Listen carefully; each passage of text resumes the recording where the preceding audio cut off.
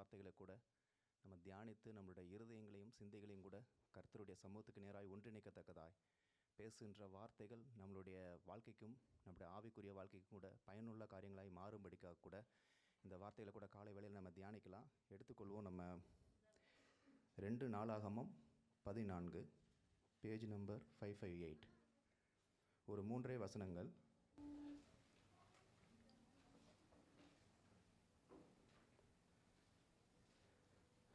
5, 6, 7வது வசனம். யூதாவுடைய எல்லா பட்டணங்களிலுமிருந்து மேடைகளையும் விக்கிரகங்களையும் ஆற்றினான். அவனுக்கு முன்பாக ராஜ்யம் அமெரிக்கையாயிருந்தது. கர்த்தர் அவனுக்கு இளைப்பாறுதலை கட்டளையிட்டதினால் அந்த வருஷங்களில் அவனுக்கு விரோதமான யுத்தம் இல்லாமல் இருந்தது. தேசம் அமெரிக்காய் இருந்தபடியினால் யூதாவில் அரணான பட்டணங்களை கட்டினான். அவன் யூதாவை நோக்கி, தேசம் நமக்கு முன்பாக அமர்ந்திருக்கையில் நாம் இந்த பட்டணங்களை கட்டி அவைகளுக்கு அலங்கங்கள், கோபுரங்கள், வாசல்கள் உண்டு பண்ணி தாழ்பால்கள் போட்டு பலப்படுத்துவோமாக. நம்முடைய தேவனாகிய கர்த்தரை தேடின பொழுது சுற்றிலும் நமக்கு இளைப்பாறுதலை கட்டளையிட்டார் என்றான். அப்படியே கட்டினார்கள். அவர்களுக்கு காரியம் வாய்த்தது.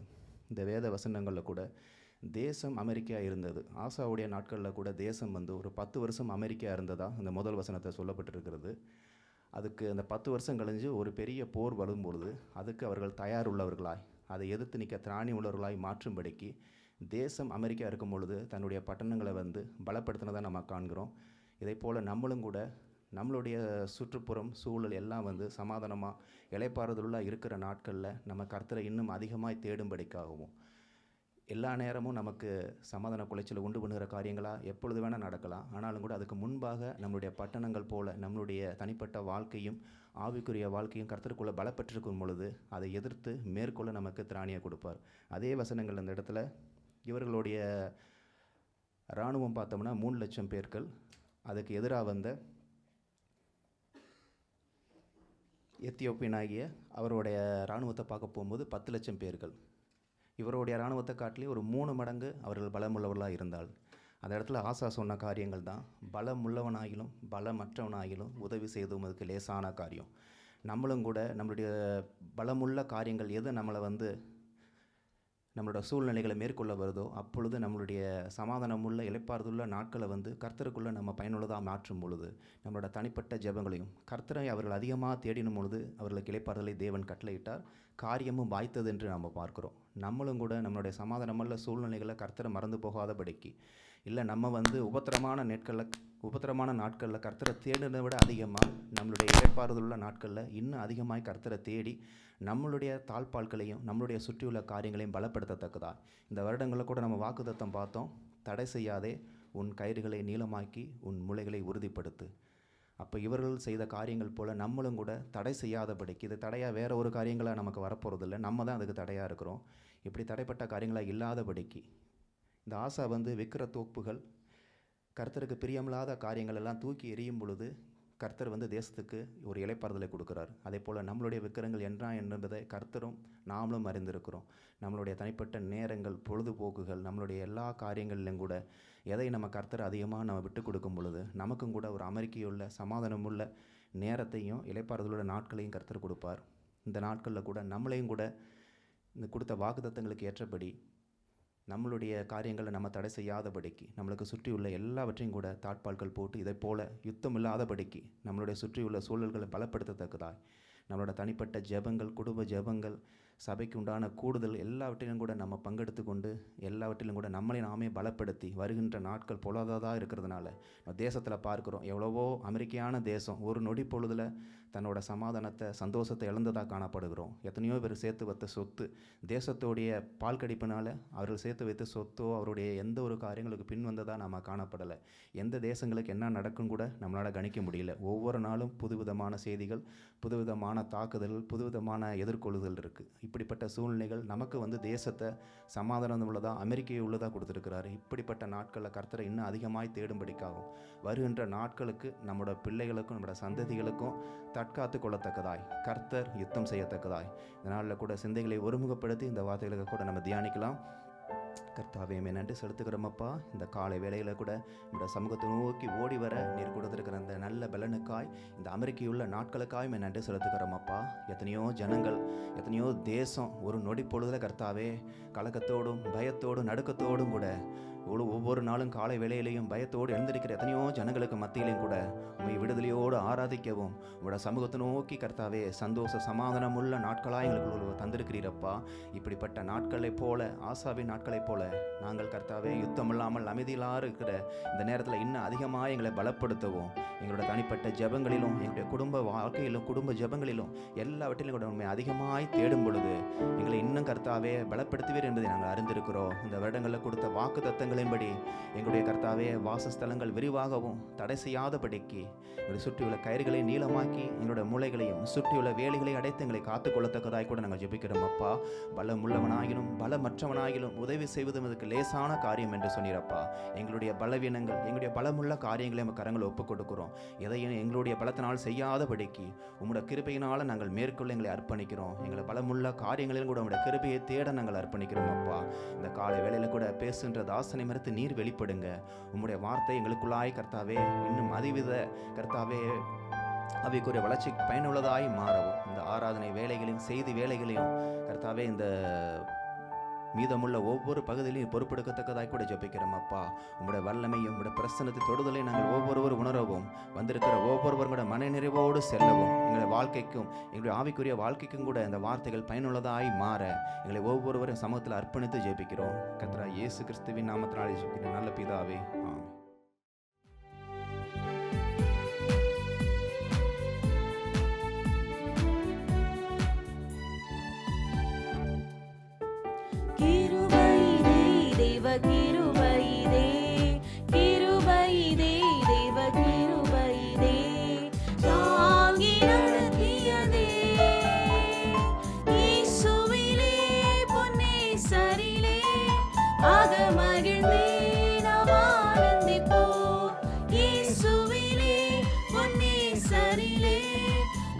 மகிழ்ந்து நாம் ஆனந்திப்போம்.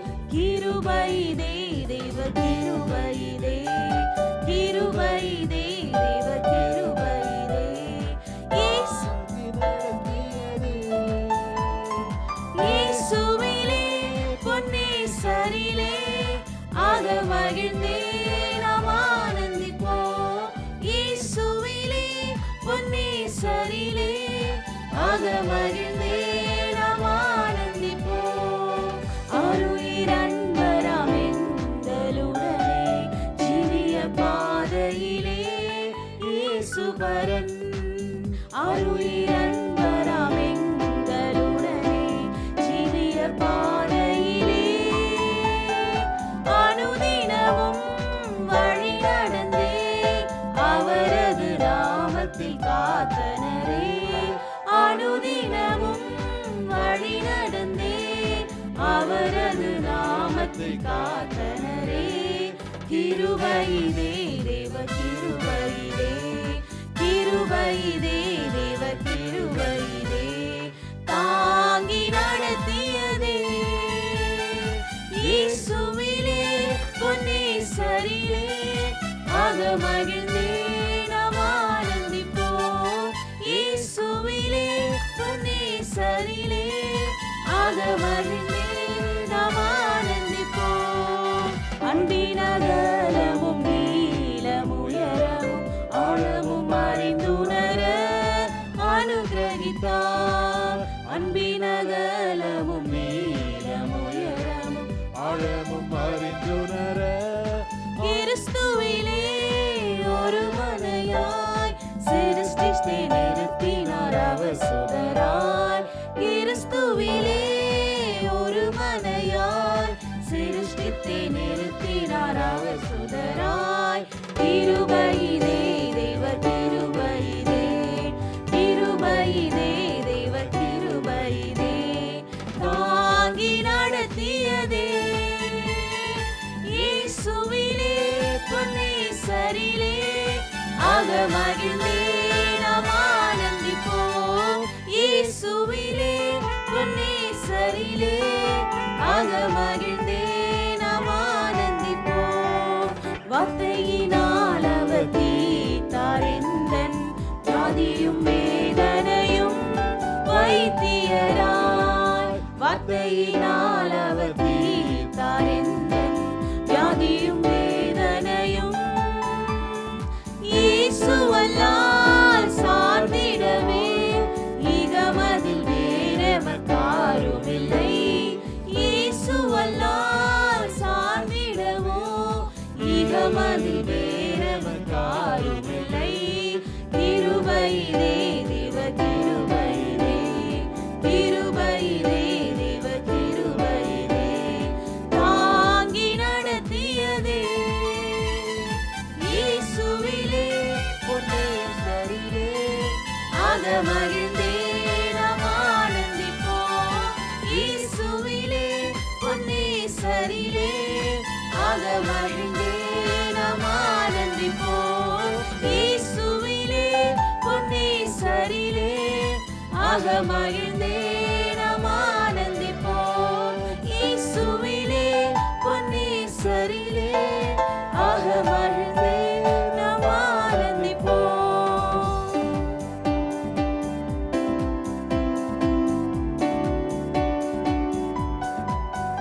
எந்த நாவில் புது பாட்டு எந்த இயேசு தருகிறார். எல்லாரும் சேர்ந்து பாடுவோமா? புது பாட்டு இந்த இயேசு தருகிறார். ஆனந்தம் கொள்ளுவேன் அவரை நான் பாடுவேன் உயிருள்ள நாள் வரையில். சேர்ந்து சொல்லுமா?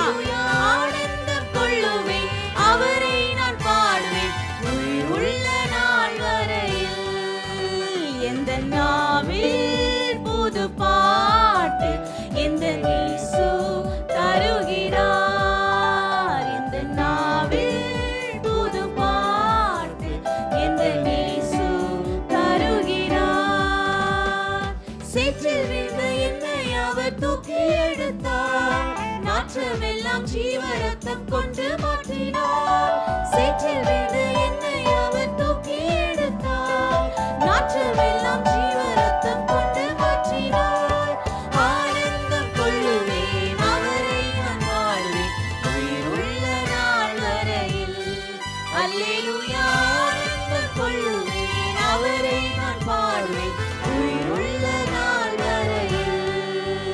எந்த நாவில் புது பாட்டு எந்த இயேசு தருகிறார். எந்த நாவில் புது பாட்டு எந்த இயேசு தருகிறார். வாதை நோயும் வந்த போதும் வேண்டல் கேட்டிட்டார். பாதையில் துன்பமெல்லாம் நீக்கி வைத்திட்டார். வாதை நோயும் வந்த போதும் வேண்டல் கேட்டிட்டார். பாதை காட்டி துன்பமெல்லாம் நீக்கி வைத்திட்டார். ஆனந்தம் கொள்ளுவேன் அவரை நான் பாடுவேன் உயிருள்ள நாள் வரையில். அல்லேலூயா. ஆனந்தம் கொள்ளுவேன் அவரை நான் பாடுவேன் உயிருள்ள நாள் வரையில். எந்த நாவில் புது பாட்டு எந்த இயேசு தருகிறார். எந்த நாவில் புது பாட்டு எந்த இயேசு தருகிறார். இவ்வுலக பாடு என்னை என்ன செய்திடும். அவ்வுலக வாழ்வை காண காத்திருக்கிறேன். இவ்வுலக பாடு என்னை என்ன செய்திடும். அவ்வுலக வாழ்வை காண காத்திருக்கிறேன். ஆனந்தம் கொள்ளுவேன் அவரை நான் பாடுவேன் உயிருள்ள நாள் வரையில். அல்லேலூயா. ஆனந்தம் கொள்ளுவேன் அவரை நான் பாடுவேன் உயிருள்ள நாள் வரையில். எந்த நாவில் புது பாட்டு எந்த இயேசு தருகிறார். எந்த நாவில் புது பாட்டு எந்த இயேசு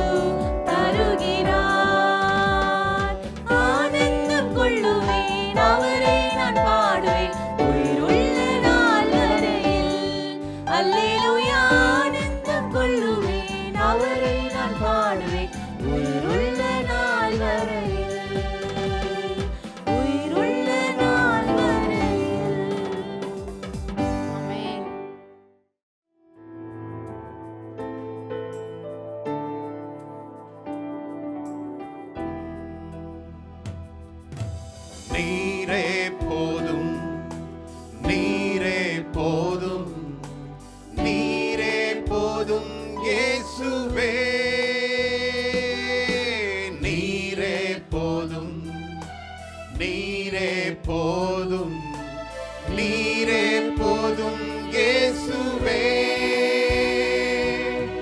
கழுதை போல என்னை எழும்ப செய்தீர், உயரங்களில் என்னை பறக்க செய்தீர். கழுதை போல என்னை எழும்ப செய்தீர், உயரங்களில் என்னை பறக்க செய்தீர். நீரே போதும், நீரே போதும், நீரே போதும் இயேசுவே. நீரே போதும், நீரே போதும், நீரே போதும் இயேசுவே. சிங்கத்தின் பிள்ளையாய் என்னை மாற்றி நீ சாத்தானை ஜெயித்திடும் பலன் அளித்தீர். சிங்கத்தின் பிள்ளையாய் என்னை மாற்றி நீ சாத்தானை ஜெயித்திடும் பலன் அளித்தீர். நீரே போதும், நீரே போதும், நீரே போதும் இயேசுவே. நீரே போதும், நீரே போதும், நீரே போதும் இயேசுவே. பனையை போல என்னை செழிக்க செய்தீர், ஏதூரு போல் என்னை வாழற செய்தீர். பனையை போல என்னை செழிக்க செய்தீர், ஏதூரு போல் என்னை வாழற செய்தீர்.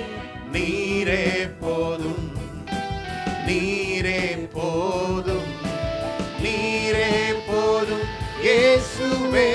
உள்ளத்தின் ஆழத்தின் முழுமையாக உங்கள் இருதயத்தில் இருக்கிற எல்லா காரியங்களையும் கர்த்தருக்கு முன்பதாக வைக்கக்கூடிய இந்த தருணத்தில், கர்த்தாவே, என்னுடைய சூழ்நிலைகளை காட்டிலும் நீர் பெரியவர், என்னுடைய தேவைகளை காட்டிலும் நீர் பெரியவர் ராஜா. இந்த காலை வேளையில நீர் பெரியவர், பெரிய காரியங்களை உம்முடைய பிள்ளைகள் வாழ்க்கையில நடப்பிக்கும்படியாய் நீர் இந்த இடத்துல வரும்படியாய் உம்முடைய உலாவுதலை உணரத்தக்க உணர்வுள்ள ஆவியை எங்கள் ஒவ்வொருவருக்கும் கொடுக்கும்படியாய் ஜெபிக்கிறோம் சுவாமி. நீர் எங்களுடைய பாடுகளை கண்டு கடந்து போகிற தேவன் அல்ல, எங்களை விசாரிக்கிற தேவன். இந்த காலை வேளையில ராஜா, நீர் போதும் என்ற வெறும் வரிகளினால் அல்ல, எங்கள் செயல்பாடுகள் மாறட்டும், எங்களுடைய சிந்தைகள் மாறட்டும், எங்களுடைய எண்ணங்கள் கிரியைகள் மாறட்டும் சுவாமி. நீரே போதும், நீரே போதும் இயேசுவே. இன்னொரு முறை, நீரே போதும், நீரே போதும், நீரே போதும் இயேசுவே. எத்தனை பேர் உள்ளத்தின் முழுமையாய் முழு இருதயத்தோடு கர்த்தாவே நீர் போதும் சுவாமி, என்னுடைய பலவீனங்களை காட்டிலும் நீர் பெரியவர், சத்ருவானவன் எங்களுக்கு கொடுக்கின்ற சவால்களை காட்டிலும் நீர் பெரியவர் ராஜா. உம்மாலே ஒரு சேனைக்குள் பாயவும், உம்மாலே ஒரு மதிலை தாண்டவும் நீர் எங்களுக்கு பலனை தருகிற தேவனாயிருக்கிறீர் ராஜா. நீர் உலகத்துல பலசாலிகளை நீர் அழைக்கல கர்த்தாவே, பலவீனர்களை அழைத்து பலசாலிகளின் மத்தியில் கர்த்தாவே நீர் யார் என்பதை நீர் கர்த்தாவே எடுத்து காட்டுகிற தேவனாயிருக்கிறீர். எங்களுடைய பலவீன பகுதிகளை நீர் அறிவீர் ராஜா, எங்களுடைய பலவீனங்களை நீர் அறிவீர். ஒருவேளை வெளியில யாருக்கும் தெரியாம இருக்கலாம், ஆனால் நாங்கள் உம்முடைய சமூகத்தில் கொண்டு வருகிறோம் கர்த்தாவே. எப்பொழுது 2 அப்பமும் 5 மீனும் உம்முடைய கரத்தில் வந்து அடைந்ததோ, அது 5000 பேருக்கு போஷிக்கப்பட்டு மீதம் எடுத்தது போல, இந்த காலை வேளையில எங்களுடைய பலவீனங்கள், எங்களுடைய சோர்வுகளை உம்முடைய கரங்களில் ஒப்பு கொடுக்கிற ராஜா. நீர் அதற்கு மாறாக கர்த்தரே பலவீனர்களை கர்த்தரே பலப்படுத்தக்கூடிய வல்லமையுள்ள உம்முடைய வார்த்தைகள் எங்களை நிரப்பட்டும். ஹல்லேலூயா, ஹல்லேலூயா.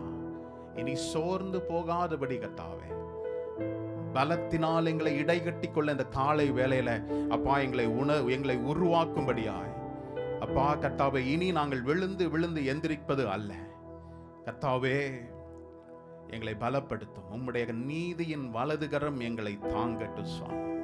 எங்களுடைய கிரியைகளினால் அல்ல, எங்களுடைய ஞானத்தினால், எங்களுடைய நீதியினால் அல்ல, உம்முடைய நீதியை தரித்து கொண்டவர்களாய் கர்த்தாவே, உம்முடைய கரத்தை பற்றி பிடித்து கொண்டவர்களாய் எந்த சூழ்நிலையிலும் நாங்கள் துவண்டு போகாதபடி கர்த்தாவே எங்களை மேல் நோக்கி நகர செய்கிற தேவன். This kingdom is ever increasing kingdom. நாங்கள் விழுந்து விழுந்து எந்திரிச்சதெல்லாம் போதும். எங்களுடைய நாட்களை நாங்கள் விரயமாய் செலவிட்ட நேரங்கள் எல்லாம் போதும் சுவாமி. இனி உம்மை நாடி உம்மிடத்தில் ஓடி வர எனக்கு கிருபையை தார். நீர் எங்களோடு கூட இருக்கிறீர் என்பதை நாங்கள் தியானித்தோம். ஆனால் ஒரு சில நேரங்களில் உம்மிடத்தில் நாங்கள் வரும்படியாய் நீர் காத்து கொண்டிருக்கிறீர்.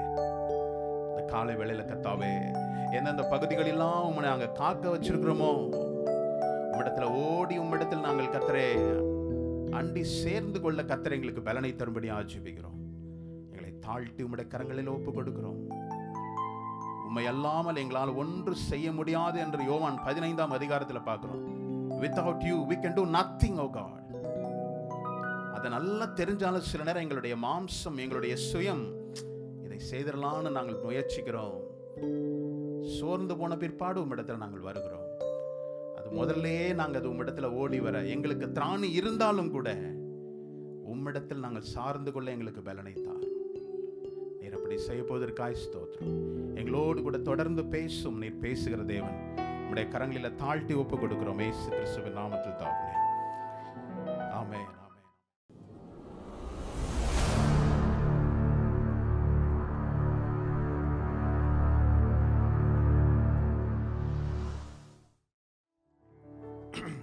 ஹல்லேலூயா. மீண்டும் ஒரு புதிய நாளிலும் தேவனுடைய வார்த்தை உங்களோடு கூட பேசுவதற்கு கர்த்தர் கொடுத்த இந்த நல்ல நாளுக்காக, நேரத்திற்காக கர்த்தரை ஸ்தோத்திரிக்கிறேன். இந்த ஜனவரி மாதத்தில் கடைசி வாரத்தில் நாம் இருக்கிறோம்ல. இப்போ தான் ஆரம்பித்து கொண்டாடின மாதிரி இருந்தது. அதுக்குள்ளே ஜனவரி, ஆமாம், ஜம்பிங் ஆஃப் மாதிரி ஜனவரி அப்படி இந்த கடைசி வாரத்தில் வந்திருக்கிறோம். கர்த்தர் நம்மோடு கூட பேசுவார். எத்தனை பேர் ஒரு எதிர்பார்ப்போடு கூட என்னோடு கூட பேசணும்னு சொல்லி வந்திருக்கிறீங்க? உங்களோடு கூட பேசணுன்ற இருதயத்தில் வந்தீங்கன்னா கட்டாயம் அவர் பேசுகிற தேவனாக இருக்கிறார். ஹல்லேலூயா. அவர் ஒருவரையும் தேவனை சார்ந்து வருகின்ற ஒவ்வொருவரையும் அவர் வெறுமையாய் திருப்பி விடுகிற தேவன் அல்ல என்பதை வேதத்தில் படிக்கிறோம். கட்டாயம் ஒரு இருதயத்தில் கர்த்தாவே எனக்கு இந்த நாளில் என்னோடு பேசும் அப்படின்னு நீங்கள் நினச்சிங்கன்னா கர்த்தர் உங்களோடு கூட பேசுவார். ஹல்லேலூயா. தொடர்ந்து விரிவாக்கத்தின் ஆண்டு, த இயர் ஆஃப் எக்ஸ்பான்ஷன் அப்படின்னு சொல்லி பார்க்குறோம். கேட்குறதுக்கு நல்லா தான் இருக்குது. Year of expansion. கர்த்தர் நம்ம ஒரு பெரிய ஒரு காரியத்தை வச்சிருக்கிறார் அப்படின்னு நம்ம சந்தோஷமாய் மகிழ்ந்தாலும் கூட கர்த்தர் முதலாவது வெளியரங்கமாய் செய்வதற்கு முன்பதாக என்னுடைய எண்ணங்களில், என்னுடைய கிரியைகளில், என்னுடைய விசுவாசத்தில் ஒரு விஸ்தாரத்தை அவர் ஏற்படுத்துகிறார் என்று பார்த்தோம். வெளியரங்கமாய் கர்த்தர் செய்வதற்கு முன்பதாக கர்த்தர் சிலரை உருவாக்கி அதன் பிற்பாடு அவர் விரிவாக்கத்திற்கு நேராய் கொண்டு செல்றார். அப்போ என்னுடைய எண்ணங்களில் கர்த்தர் ஒரு மாற்றத்தை என்ன செய்யறாரு, ஏற்படுத்தணும்னு சொல்றாரு. என்னுடைய இருதயம் விசாலமான இடம் அப்படின்னும் போது என்னுடைய இருதயம் விசாலமானோ, அப்புறம் என்னுடைய விசுவாசம் விசாலமான காரியம் விரிவாக்கத்திற்கு நேராய் போகும்போதுதான் கர்த்தர் எனக்கு வைத்திருக்கிற விசாலத்திற்கு நேராய், எக்ஸ்பான்ஷனுக்கு நேராய் கர்த்தர் கொண்டு போறார் அப்படின்னு சொல்லி பார்க்கிறோம் இல்ல. விசாலம் அப்படின்னு, இந்த விசாலம் விரிவாக்கம் எல்லாமே டிசைரின் அடிப்படையில் அல்ல, விருப்பத்தின் அடிப்படையில் மாத்திரமல்ல, டிசிஷன்ஸ் மத்தியில தீர்மானத்தின் அடிப்படையில் இருக்குது. நான் ஒரு காரியத்தை பெற்றுக்கொள்ளணும்னா நான் எனக்கு ரொம்ப ஆசையா இருக்குதுன்னு சொல்றதோட நிறுத்தி கொள்ளாமல் என்னுடைய டிசிஷன், என்னுடைய தீர்மானத்தின் அடிப்படையில் தான் விசாலம் எனக்கு என்ன செய்யப்பட்டிருக்கு, வைக்கப்பட்டிருக்கு. இன்னைக்கு ஒரு காரியத்தை மாத்திரம் நம்ம எண்ணிக்கொள்ள வேண்டியது என்ன தெரியுமா? கர்த்தர் நல்லவர், கர்த்தர் எனக்கு அன்பானவர் என்பதை எனக்கு தெரியும், எனக்கு டிசைர் இருக்குதுன்னு இல்ல, தீர்மானம் தான் முக்கியம். Loving God, it's not a desire, it's a choice. It's not a choice, it's a decision. இது ஒரு விருப்பம் அல்ல, விருப்பத்தின் அடிப்படையில் விரிவாக்கம் அல்ல, என்னுடைய தீர்மானத்தின் அடிப்படையில் தான் விரிவாக்கம். இந்த விரிவாக்கத்திற்கு நேராக தான் கர்த்தர் நம்ம என்ன செய்யறாரு, கொண்டு செல்றாரு அப்படின்னு சொல்லி நம்ம என்ன செய்யறோம், நினைக்கிறோம் இல்ல. நாம் எல்லாருக்குமே நம்மளுடைய வாழ்க்கையில் எல்லாமே நல்லா நடக்கணும், நல்லா இருக்கணும் தான் நினைக்கிறோம், அப்படிதானே இல்ல? கர்த்தரும் அதுதான் நினைச்சிருக்காரு. எத்தனை பேருக்கு தெரியும் அது? உங்களுடைய வாழ்க்கையில நீங்க கஷ்டப்பட்டுக்கிட்டே இருக்கணும், பிரச்சனைகள் மத்தியிலே வாழணும், இதுதான் கர்த்தருடைய சித்தம் அல்ல. மனிதனை உருவாக்கும் முன்பதாகவே அவனுடைய தேவைகளை அனைத்து முதலாவது என்ன செய்தாராம்? He created. அவர் உண்டாக்கிய பிற்பாடுதான் மனுஷனை உருவாக்கினார். இல்ல, அதே போல இந்த பூமியில் உங்களை உருவாக்க, பூமியில் உங்களை கொண்டு வருவதற்கு முன்பதாக உங்கள் தேவைகளை எல்லாவற்றையும் உருவாக்கிய பிற்பாடுதான் அவர் என்ன செய்திருக்கிறாரு? உங்களையும் என்னையும் உருவாக்கி இருக்கிறார்.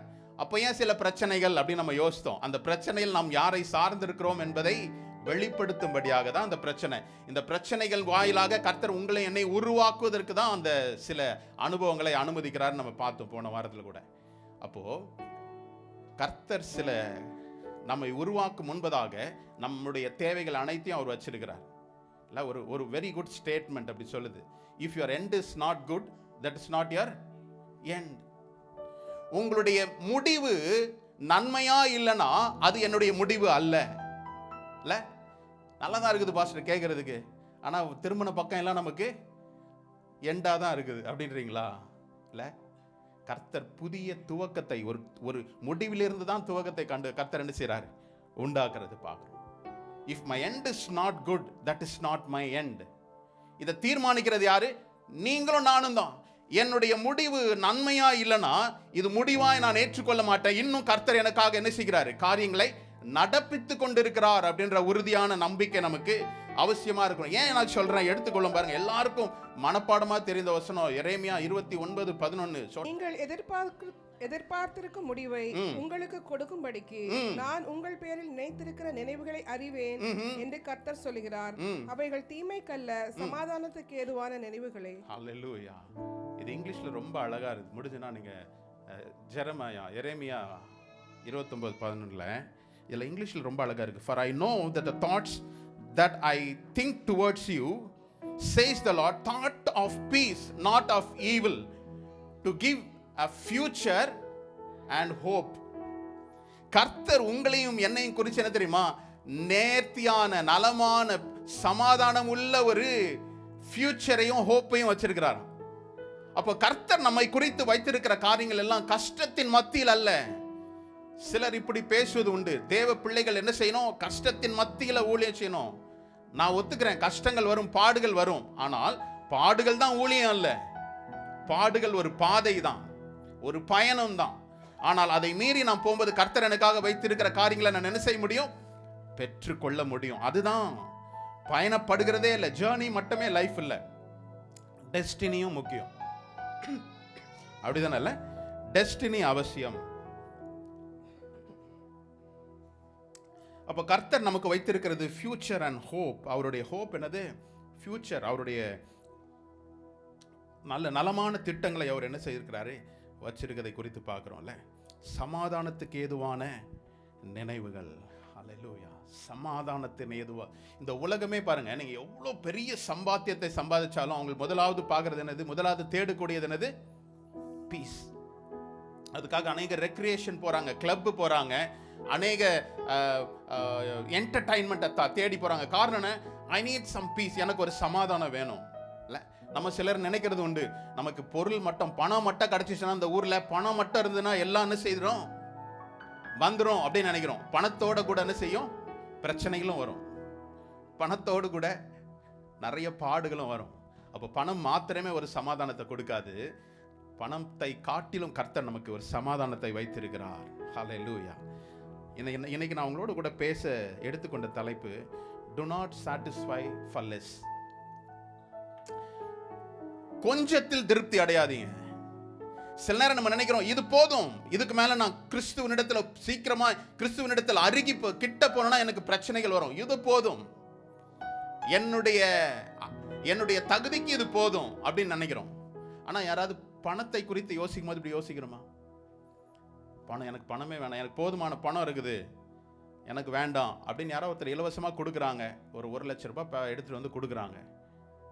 சரி, 1 லட்ச ரூபான்னா உங்களுக்கு ஒரு வேலை இருக்கலாம், கம்மி ஃபிகர் தானே. 1 லட்சம் திரம்ஸ் கொடுக்குறாங்க. எனக்கு போதுமான பணம் இருக்குது, வேணான்னு நம்ம சொல்லுவோமா? நீங்களாம் வாங்க மாட்டீங்க போல இருக்க. அவங்களெல்லாம் பார்க்கும்போது அமைதியாக, பாஸ்டர் நான் மட்டும் தான் அவர் இப்படி இருக்கணும் இல்லை, வாங்கிடுவோம், வாங்கி வேற யாருக்காவது கொடுக்கலாமேன்னு சொல்லியாவது வாங்குவோம். அப்படிதானே? அப்போ don't satisfy for less. என்னுடைய குறைவில் நான் திருப்திப்படுவதற்காக அழைக்கல. இந்த வருடத்துல நம்ம பார்த்த காரியம், கர்த்தர் ஒரு விரிவாக்கத்திற்கு நேரா என்னை கொண்டு சென்றார். the year of expansion அப்படின்னா கர்த்தர் எனக்கு குறித்து வைத்திருக்கதை நான் சுதந்தரித்துக் கொள்வதற்கு தான் கர்த்தர் என்னை அழைத்திருக்கிறார். என்னை உருவாக்குவதனுடைய நோக்கம் அவர் வைத்திருக்கின்ற காரியங்களை நான் சுதந்தரித்துக் கொள்ளும்படியாய் அழைத்திருக்கிறார். அப்போ சில நேரங்கள் எனக்கு கிடைச்சது இது போதும் அப்படின்ற சில காரியங்களை நான் என்ன செய்கிறேன், குறைவுகளிலே என்னுடைய வாழ்க்கையை நான் நடத்தி கொள்கிறேன். என்னுடைய தேவைகளுக்கு இது போதும் பாஸ்டர், என் தகுதிக்கு இது போதும். உங்களுடைய தகுதி தான் உங்களை என்ன செய்யுது, எனக்கு இதெல்லாம் கிடைக்காது. சில நேரம் நெகட்டிவா, எனக்கு இதெல்லாம் சரியா செட் ஆகாது, எனக்கு இது போதும். கர்த்தர் என்ன செய்யறார் தெரியுமா, உங்களை குறித்து பார்க்கும்போது ஒரு பெரிய திட்டத்தோடு கூட தான் அழைச்சிருக்கிறார். இந்த வருஷத்துல ஒரு வாக்குத்தத்தம் சொல்ற, the year of expansion அப்படின்றது அவர் சொன்ன காரியம், உன்னுடைய கூடாரத்தின் இடத்தை விசாலமாக்கு, வாசஸ்தலத்தின் திரையை விரிவாகட்டும். அதுதான் முக்கியம். நாம் என்ன செய்கிறோம், we satisfy for less. ஒரு சின்ன காரியத்தில் நாம் என்ன செய்கிறோம், குறித்து இது போதும் எனக்கு அப்படின்னு நம்ம என்ன செய்கிறோம், நிறுத்திக்கிறோம். அப்படி இல்லாதபடி நாம் உடனே பாஸ்டர் சொல்றார், பாஸ்டர் என்ன பாஸ்டர் பேராசைப்படுற சொல்றீங்களா அப்படின்னு அல்ல, பேராசைப்படுவதற்கு அல்ல. நாம் தேவன் பாருங்க, நாம் ஒரு நாள் முழுசும் எத்தனை வெளிச்சம் நமக்கு தேவை, எவ்வளவு வெளிச்சம் தேவை. ஆனால் கர்த்தர் அவருடைய எக்ஸ்ட்ராவிகன்ட் காட், அவர் மிக பெரிய தேவனா இருப்பதனால சூரியனை நமக்கு கொடுத்திருக்கிற சில வெளிச்சத்தை கொடுத்திருக்கிறார். எவ்வளோ ஆக்சிஜன் தேவை நமக்கு, எவ்வளோ நம்ம சுவாசிப்போம். ஒருவேளை ஒரு நாளில் சிலிண்டரை வச்சு பார்த்தீங்கன்னா தெரியும், ஒரு நாள் என்னுடைய ஆக்சிஜன் தேவை எவ்வளோ. ஆனால் எவ்வளோ ஆக்சிஜனை உண்டாக்கி இருக்கிறார்ல, இந்த உலகத்தை முழுதுமாய் ஆக்சிஜன் கொடுத்து உங்களை என்ன செய்கிறாரு, சுவாசிக்கும்படி செய்திருக்கிறார். அப்போ எல்லாருக்கும் அவர் பெரிய காரியங்களை செய்கிறார். ஆனால் நாம் என்ன செய்கிறோம், என்னுடைய சிறிய மூளைக்கு தோன்றுகிற காரியங்களில் நாம் என்ன செய்கிறோம், இது வேணும் அது வேணும்னு சில காரியங்களில் மாத்திரம் நாம் என்ன செய்கிறோம், லிமிட் பண்ணுகிறோம். அதுக்காக பேராசைப்படணும் அப்படின்றத நினச்சிக்காதீங்க, அப்படி சொல்லலை நான். ஆனால் கர்த்தர் எனக்கு வைத்திருக்கிற காரியங்களை சுதந்தரித்து அவருடைய நாமத்தை நான் மகிமைப்படுத்தும்படி கர்த்தர் என்னை அழைத்திருக்கிறார். ஹல்லேலூயா. உங்களுடைய வாழ்க்கையில, என்னுடைய வாழ்க்கையில தேவன் மகிமைப்படும்படியாதான் அவர் விரிவாக்கத்திற்கு நேராய், செழிப்புக்கு நேராய், கிருபைக்கு நேராய் அவர் என்ன செய்யறாரு, கொண்டு போறதை பார்க்கிறோம். ஆனால் சில குறிப்பிட்ட காரியங்கள் எனக்கு இது போதும் அப்படின்னு சொல்லி என்ன செய்யறோம், அதோடு நிறுத்தி கொண்டு அவருடைய பிரசன்னத்தை விட்டு விலகி போறோம். ஒரு எடுத்துக்காட்டை நான் வாசிக்கிறோம், எடுத்துக்கலாம் பாருங்களேன். ஆதியாகமம் 13ஆம் அதிகாரத்தின் 10ஆம் வசனம். ஆதியாகமம் 13:10. அப்பொழுது லோத்து தன் கண்களை ஏறெடுத்து பார்த்து, யோர்தான் நதிக்கு அருகான சமபூமி முழுவதும் நீர்வளம் பொருந்தினதா இருக்க கண்டான். கர்த்தர் சோதோமையும் கொமோராவையும் அழிக்கும் முன்னே சோவாருக்கு போகும் வழி மட்டும் அது கர்த்தருடைய தோட்டத்தை போலவும் எகிப்து தேசத்தை போலவும் இருந்தது. என்ன நடக்குதுங்க, லோத்து ஆபிரகாமோடு கூட இருந்த நாட்களில் தேவனுடைய பிரத்யட்சமான அனுபவத்தை ஆபிரகாம் மூலமாக அவன் அனுபவித்து வந்தான். கர்த்தர் ஆபிரகாமுக்கு சொன்ன காரியங்களை அவர் செய்ததை அவன் கண்கூடாய் பார்த்தான். தேவனுடனான ஐக்கியத்தை அவன் அருகிலிருந்து பார்த்து கொண்டிருந்தான். ஆனால் ஒரு தேவை அப்படின்னு நமக்கு வந்தபோது, ஒரு சாட்டிஸ்ஃபேக்ஷன், ஒரு சில காரியங்கள் இங்க என்ன சொல்லப்பட்டிருக்குது, நீர்வளம் பொருந்திய இடமா இருக்குது. எதுக்கு நீர்வளம்? என்னுடைய குடும்பத்திற்கும் என்னுடைய ஆடு மாடுக்கும் என்னுடைய தேவைகளையும் சந்திக்கிற ஒரு இடமா இருந்ததுனால ஐ வில் சூஸ் திஸ். இன்னைக்கு அநேக நேரம் அதுதான். எப்படி நான் லிமிட் பண்ணிக்கிறேன், எப்படி என்னுடைய குறைவுகளின் மத்தியில் நான் திருப்தி ஆகிக்கிறேன் தெரியுமா? என்னுடைய குடும்பம், என்னுடைய ஆடு மாடுகள், என்னுடைய சம்பத்துகள், என்னுடைய பொசஷன்ஸ், இது நல்ல ஒரு தரமான இடமா இருக்கிறதுனால I will pitch my tent here அப்படின்னு அவன் நினைச்சுக்கிட்டான். விளைவு என்ன நடந்தது? பார்ப்பதற்கு நல்லா தான் இருக்கும். எப்பயுமே ஒன்று சொல்றேங்க, கர்த்தர் சத்ருவானவன் உங்களை கர்த்தரிடத்திலிருந்து பிரிக்கணும் அப்படின்னு நினைச்சான்னா அவன் சில காரியங்களை முன்னாடி என்ன செய்வான், இந்த ஃபிஷ்ஷிங்லாம் பிடிக்கும் போது நெட்ல இல்லை, லைன்ல பிடிக்கும் போது, தூண்டில்ல பிடிக்கும் போது என்ன போடுவாங்க, அதுல ஒரு இறை இருக்குமா, ஒரு பேட் இருக்குமா. ஆனா அந்த மீனுக்கு தெரியாது இதுதான் பேட்டுன்னு தெரியாது, இதுதான் என்னை பிடித்து கொள்ளக்கூடிய ஒரு காரியம்னு தெரியாது. ஆனா என்ன செய்யும், ஓடி போய் அதை என்ன செய்யும், சாப்பிடணும்னு நினைக்கும். ஃபிஷ் என்ன செய்யும், அதே போலதான் சத்ருவானவர் என்ன தெரியுமா, உலகத்துல ஒருவேளை நீங்க தான் நீ ஒரு ஒரு ஸ்பெஷல், நீ சக்சஸ்ஃபுல், உன்னுடைய ஸ்ட்ரென்த் உனக்கே தெரியல, நீ யார் தெரியுமா? சில நேரங்கள் நம்மள என்ன செய்யறோம், உலகத்தின் காரியங்களில் நயம் காட்டி உலகத்திலேயே நம்ம அப்படியே சமரசமாகும்படி, ஐக்கியமாகும்படி, செட்டில் ஆகும்படி என்ன செய்யறோம், சில காரியங்கள் நடப்பிக்கிறான். நமக்கு தெரியும் இது என்னுடைய இது இல்லாம கர்த்தர் என்ன செய்யறாரு, பெரிய எனக்கு இது ஒரு நல்ல ஒரு காரியமா இருக்கு, உலகத்திலே we will lost. இந்த சில காரியங்களில் எல்லாம் சத்ருவானவன் என்ன செய்யறான், நான் தேவனுக்கு அடுத்த காரியங்களில் என்னுடைய நான் ஈடுபடக்கூடாதுன்னு சொல்லி அவன் உலகத்தில் சில வெற்றிகளை கொடுக்கிறான். நம்ம நினைக்கிறோம் இதுதான் சக்சஸ் இல்ல. இந்த உலகத்துல எதெல்லாம் சக்சஸ் சொல்றாங்க, வீடு வாங்கிட்டா பரவாயில்லப்பா, அவன் நல்ல கெட்டிக்காரன், நல்ல கார் வாங்கிட்டா, ஓ இவன் திறமசாலி, பட்டம் கொடுக்கிறதுக்கு 1000 பேர் இருக்கிறாங்கல்ல. உலகத்தின் அடிப்படையில் சில காரியங்கள் தான் மக்கள் என்ன செய்யறாங்க, சர்டிஃபை பண்றாங்க. ஆனா அதை மெயின்டைன் பண்றதுக்கே நம்ம என்ன செய்யறோம், சில நாட்கள் உட்கார்ந்துறதுனால தேவனுக்கு அடுத்த காரியங்களை நாம் அநேக நேரம் நினைக்க முடியல. That's why I said don't limit yourself for less. கர்த்தர் உங்களையும் என்னையும் கொண்டு பெரிய திட்டத்திற்காக அவர் அழைத்திருக்கிறார். இன்னைக்கு ஒருவேளை நீங்க உட்கார்ந்து இந்த செய்தியை கேட்டுக்கொண்டிருக்கலாம், நாளைக்கு உங்களை கொண்டு பல ஆயிரங்களை கர்த்தர் என்ன செய்யறோம், வழி நடத்தும்படியாய் கர்த்தர் உங்களை உருவாக்கி கொண்டிருக்கிறார். நீங்க சந்திக்கின்ற சவால்களோ பாடுகளின் மத்தியிலே அல்ல, ஒரு நாள் இந்த பாடுகள் எல்லாம் என்ன செய்யும், உங்களுக்கு ஒரு எக்ஸ்பீரியன்ஸை கொண்டு பாருங்க. இந்த எக்ஸ்பீரியன்ஸ் அநேகர் என்ன செய்யும், உருவாக்கி கர்த்தருக்கு முன்பதாக கொண்டு போய் நிறுத்தும்படியாக தான்.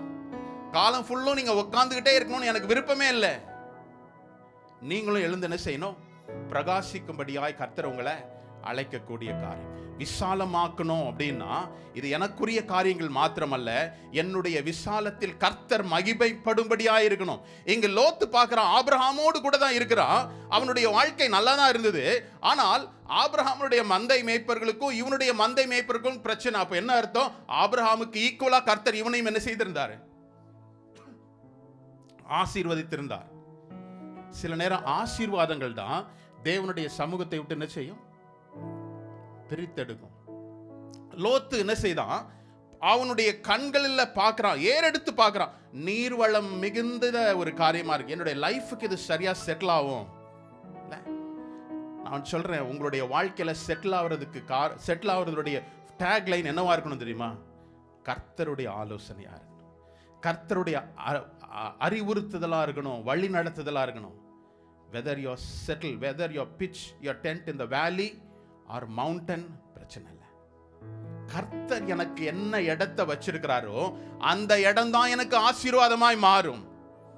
ஹல்லேலூயா. அவன் பார்ப்பதற்கு நீர்வளம் பொருந்தியதா இருக்குது, ஏதேன் தோட்டம் எப்படி இருந்ததோ அப்படி இருந்தது அப்படின்னு சொல்லப்பட்டிருக்குது. எகிப்து தேசம் எப்படி இருந்ததோ அப்படிதான் ஒரு செழுமையா இருந்தது. சில நேரம் செழுமைக்கு நேரா கர்த்தர் என்ன கொண்டு போனாதான் கர்த்தருடைய நடத்துதல்னு நினைக்கிறோம். சில நேரம் வனாந்திரத்திலையும் அவர் என்ன செய்யறாரு, கொண்டு போறார். ஹல்லேலூயா. நடந்தது என்ன, சோதோம் அழிக்கப்படும்படியாய், சோதோம் குமார் அழிக்கும்படியாய் வரும்போது என்ன நடந்தது பாருங்க. ஆதியாகமம் 19ஆம் அதிகாரத்தில் 17 to 21 வரையும் படிக்கலாம். அவர்களை வெளியே கொண்டு போய் விட்ட பின்பு அவர், உன் ஜீவன் தப்ப ஓடிப்போ, பின்னிட்டு பாராதே, இந்த சமபூமியில் எங்கும் நில்லாதே, நீ அழியாதபடிக்கு மலைக்கு ஓடிப்போ என்றார். அதற்கு லோத்து, அப்படியல்ல ஆண்டவரே, உமது கண்களில் உமது அடியானுக்கு கிருபை கிடைத்ததே, என் பிராணனை காக்க தேவரீர் எனக்கு செய்த கிருபையையும் பெரிதாக விளங்க பண்ணினீர்.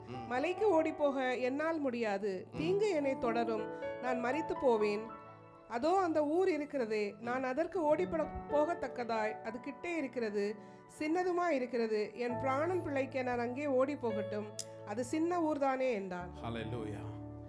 சோதோம் கோமாராவை அழிக்கும்படியாய் கர்த்தர் ஒரு தூதனை அனுப்புறாரு. அந்த தூதன் என்ன செய்யறாரு, அந்த லோத்தையும் அவனுடைய குடும்பத்தையும் மீட்டெடுத்து கொண்டு வரும்படியா வருகிறாரு. இவர் எங்க டீல் பேசுறாரு, இன்ஸ்ட்ரக்ஷன் கொடுக்கின்ற தேவ தூதர்கிட்டே, எனக்கு ரொம்ப தூரம் ஓட முடியாது, கர்த்தர் ஒரு காரியத்தை சொன்னா ஓடுறதுக்கு பலன் கொடுப்பாரா இல்லையா? நான் சொல்றேன், கர்த்தருடைய வாக்குத்தத்தத்தை நிறைவேறுவதற்கு உங்களுடைய பலனை கொண்டு செய்யாதீங்க, கர்த்தரே பலன் தருவார். ஹல்லேலூயா. எத்தனை பேர் புரியுது? சில நேரம் அவருடைய வாக்குத்தத்தத்தை நாம் பெற்றுக்கொண்டு என்னுடைய அண்டர்ஸ்டாண்டிங்ல, என்னுடைய புரிந்து கொள்ளுதல்ல, என்னுடைய பலத்தில் நான் செய்யறேன் பாருங்களேன், அப்பதான் தவறா போகுது. கர்த்தர் நீர் தானே சொன்னீர், ஏன் இப்படி நடக்குது அப்படின்னா, நீர் சொன்னீர், நான் சொன்னேன், ஆனா நான் சொன்ன செயல்முறை இது கிடையாது. அப்போ ஒரு சொல்ற காரியம் பாருங்க, ஏதோ தேவதூதன் சொல்றான், இந்த ஊர், இந்த பட்டணம் அழிய போது, நான் உன்னையும் உன் குடும்பத்தையும் நான் காப்பதற்காக வரேன், நீ என்ன செய்யி, ஓடி மலைக்கு மேல நீ என்ன செய்யி, போ. உடனே மலைக்கு மேலாம் இன்னைக்கு அநேக நேரம் நம்ம லோத்தை சொல்றோம், நம்ம அப்படி செய்யறோம்ல. அவர் சில காரியம், டோட்டல் ஒபீடியன்ஸ் அப்படின்றதுக்கும் பார்ஷியல் ஒபீடியன்ஸ்ன்றதுக்கும் வித்தியாசம் நிறைய இருக்குது. Partial obedient is equal to disobedient, அவ்வளவுதான். கர்த்தர் சொன்னதை நான் அப்படியே செய்யாம என்னுடைய அறிவை அதில் நான் புகுத்தி நான் செய்வேன் என்றால் அது டிஸ்ஒபீடியன்ட் தான். கர்த்தர் அப்படியும் கிருபை செய்தார் இல்ல. சரி, உன்னால ஓட முடியாதா, நீ எங்க போற, பக்கத்துல தான் ஒரு ஊர் இருக்குது, அது சின்ன ஊரா தான் இருக்கு, நான் அதுல போயிடுறேன். நல்லா யோசிச்சுக்கோங்க, இந்த வார்த்தை என்ன சொல்லிருக்குது, பக்கத்துல ஒரு ஊர் இருக்குது, ஒரு கிராமம் இருக்குது. அந்த கிராமம் எப்படி, சின்ன கிராமம். we always இது போதும், இது எனக்கு போதுமானதா இருக்குதுன்னு நம்ம நினைக்கிறோம். ஆனால் கர்த்தர் எங்க போக சொன்னாரு, மலைக்கு போக சொன்னாரு. எத்தனை பேருக்கு மவுண்டன் கிளைம்பிங் இல்ல, மவுண்டன்ல போய் மேல போய் பார்த்துருக்கீங்க, மலை மேல ஏறி பார்த்துருக்கீங்களா? நீங்க மவுண்டன்லாம் கிளைம் பண்ணணும் இல்லை, சில நேரம் கார்லயே போய் மவுண்டன் ஹில் ஸ்டேஷன், எத்தனை பேர் ஹில் ஸ்டேஷன் போயிருக்கிறீங்க? மேலே போய் பார்க்கும்போது எப்படி இருக்கும், பச்சையா இருக்கும், சிட்டிலாம் தெரியும் இல்லை, அங்கங்க கிராமங்கள் இருக்கும், அங்கங்க ஜனங்கள் இருப்பாங்க, அதெல்லாம் உங்களுக்கு தெரியும், சரியா? ஆனா இவன் என்ன சொன்னான் தெரியுமா, எனக்கு ஒரு சின்ன ஊர் போதும் அப்படின்னா. அந்த ஊர்ல மனுஷங்களே கிடையாது. கர்த்தர் சொன்னதோ மலைக்கு மேல போ. என்ன அர்த்தம், நீ மலைக்கு மேல போனா நீ அநேக இடங்களை நீ பார்ப்ப, அநேக காரியங்களை உனக்கு நான் காண்பிப்பேன் என்று சொல்றாரு. ஆனால் இவன் சின்ன ஊருக்கு போனதுனால என்ன நடந்ததுன்னு நமக்கு தெரியும் இல்ல. அவனுடைய குமார்த்திகள் உலகமே அழிஞ்சிச்சு போல இருக்கு, நாம் தான் சன்னதியை உருவாக்கணும்னு சொல்லி அருவருக்கத்தக்க காரியத்தை செய்து தேவனுடைய ஜனத்திற்கு விரோதமாய் ஒரு சந்ததியை என்ன செய்தாங்க, உருவாக்கினார்கள். நல்லா கவனமா கேளுங்க. when I settle for less, when I satisfy for less, it is not the will of God. நான் என்னுடைய விருப்பத்தின்படி இது போதும், இங்கே எனக்கு செட்டில் ஆன மாதிரி இருக்குது, இங்கே எனக்கு திருப்தியா இருக்குதுன்னு நீங்க நினைச்சீங்கன்னா that is not your place. Hallelujah. விரிவாக்கத்திற்கு நேராய் கர்த்தர் எனக்கு வைத்திருக்கிறார்னா, போற பாதையிலேயே எனக்கு ஒரு சாட்டிஸ்ஃபேக்ஷன் இருக்குது, இதே எனக்கு போதும்னா that is not your place. கர்த்தர் உனக்கு குறித்து வைத்திருக்கிற இடம் அது அல்ல. கர்த்தருக்கு விரோதமாய் மாறினான், அப்படிதானே? அவன் சொன்னான், அவனுடைய தனிப்பட்ட டிசிஷன், அவனுடைய ஓன் டிசிஷன், ராங் டிசிஷன் என்ன செய்தது, ஒரு அருவருப்பான தேவனுடைய பிள்ளைகளுக்கு விரோதமான ஒரு சந்ததியை அவன் மூலமாய் மோவாபியரும் அம்மோன் புத்திரர்களும் என்ன செய்தாங்க, வந்தார்கள் என்று சொல்லி நம்ம பார்க்கிறோம். அப்போ நான் எப்போலாம் என்னுடைய நான் குறைவுகள்ல, என்னுடைய குறைவிலே நான் திருப்திப்பட, என்னுடைய பலவீனத்திலே நான் திருப்திப்பட்டு கொண்டிருக்கிறேன் என்றால் கர்த்தர் எனக்கு வைத்திருக்கிறத நான் முழுமையா என்ன செய்ய முடியாது, பெற்றுக்கொள்ள முடியாது. Look for the best. இன்னொரு ஸ்டேட்மெண்ட் கூட அப்படி சொல்லுதுல, good is the enemy of the best. நம்ம குட்லயே நிற்பாடுறோம், நன்மையானதே போதும் பாஸ்டர், நன்மையா இருக்குது, நன்மையா இருக்குது. கர்த்தர் சொல்றாரு, முழுமையானதுக்கு வா, முழுமையானதுக்கு வரும்படி கர்த்தர் சொல்றாரு. நான் எனக்கு இது போதும், நன்மையானது மாத்திரம் எனக்கு போதும்னு நினைக்கிறோம். கர்த்தர் முழுமைப்படுத்தும்படி, அவர் பூரணப்படுத்தும்படி, முழுமையான காரியங்களுக்கு நேராய் உங்களை கொண்டு செல்லும்படி உங்களை அழைக்கிறார். ஹல்லேலூயா. எடுத்துக்கொள்வோம் இப்பொழுது செய்திக்கு நேராய் திரும்புவோம்.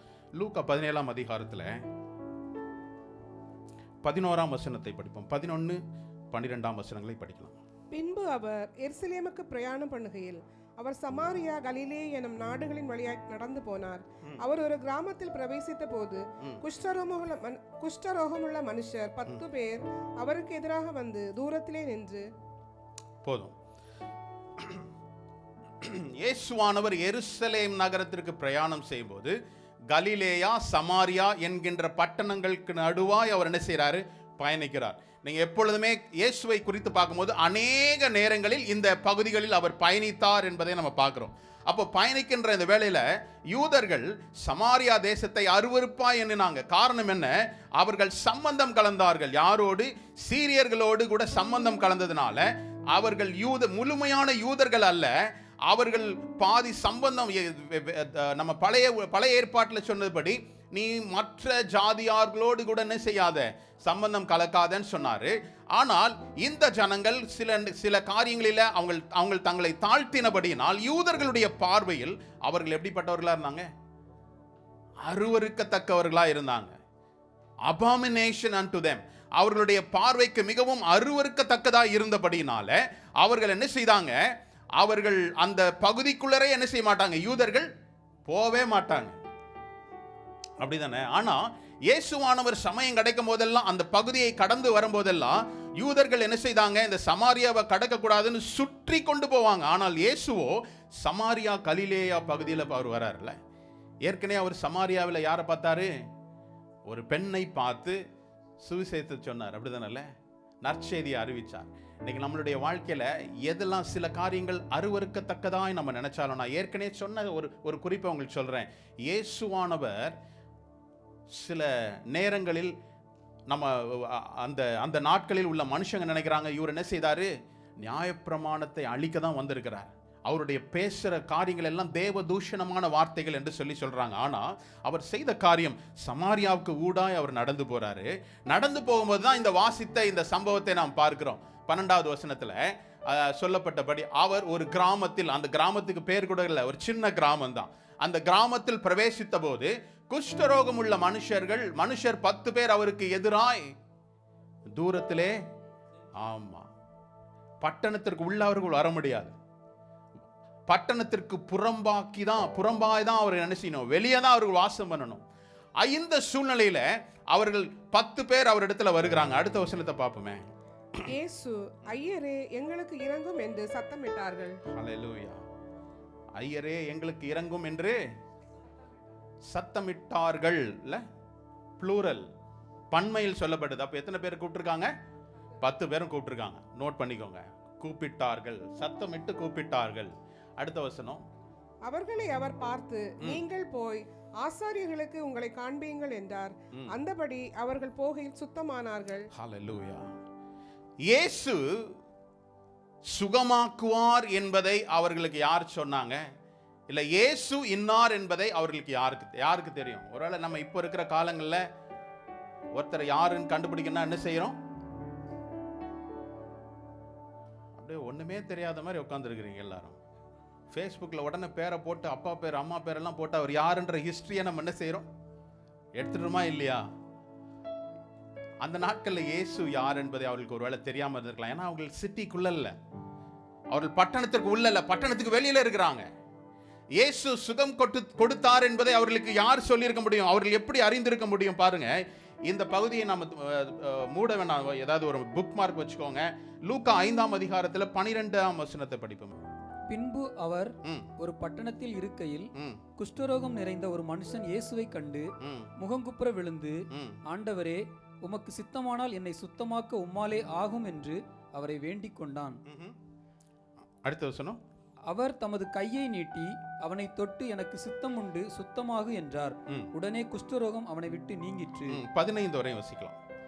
அவர் அவனை நோக்கி, நீ இதை ஒருவருக்கும் சொல்லாமல் போய் உன்னை ஆசாரியனுக்கு காண்பித்து, நீ சுத்தமானது நிமித்தம் மோசே கட்டளையிட்டபடியே அவர்களுக்கு சாட்சியாக பலி செலுத்து என்று கட்டளையிட்டார். அப்படி இருந்தும் அவருடைய கீர்த்தி அதிகமாய் பரம்பிற்று. திரளான ஜனங்கள் அவருடைய உபதேசத்தை கேட்பதற்கு அவராலே தங்கள் பிணிகள் நீங்கி சௌக்கியம் அடைவதற்கும் கூடி வந்தார்கள். இவர்களுக்கு ஒருவேளை தெரிஞ்சிருக்கு, நான் இப்படிதான் தெரிஞ்சிருக்கோன்னு சொல்ல வரல. என்னுடைய கணிப்பின்படி குஷ்டரோகத்தை சுகமளிப்பதற்கு அந்த நாட்களில் மருத்துவம் கிடையாது, மெடிசன் கிடையாது.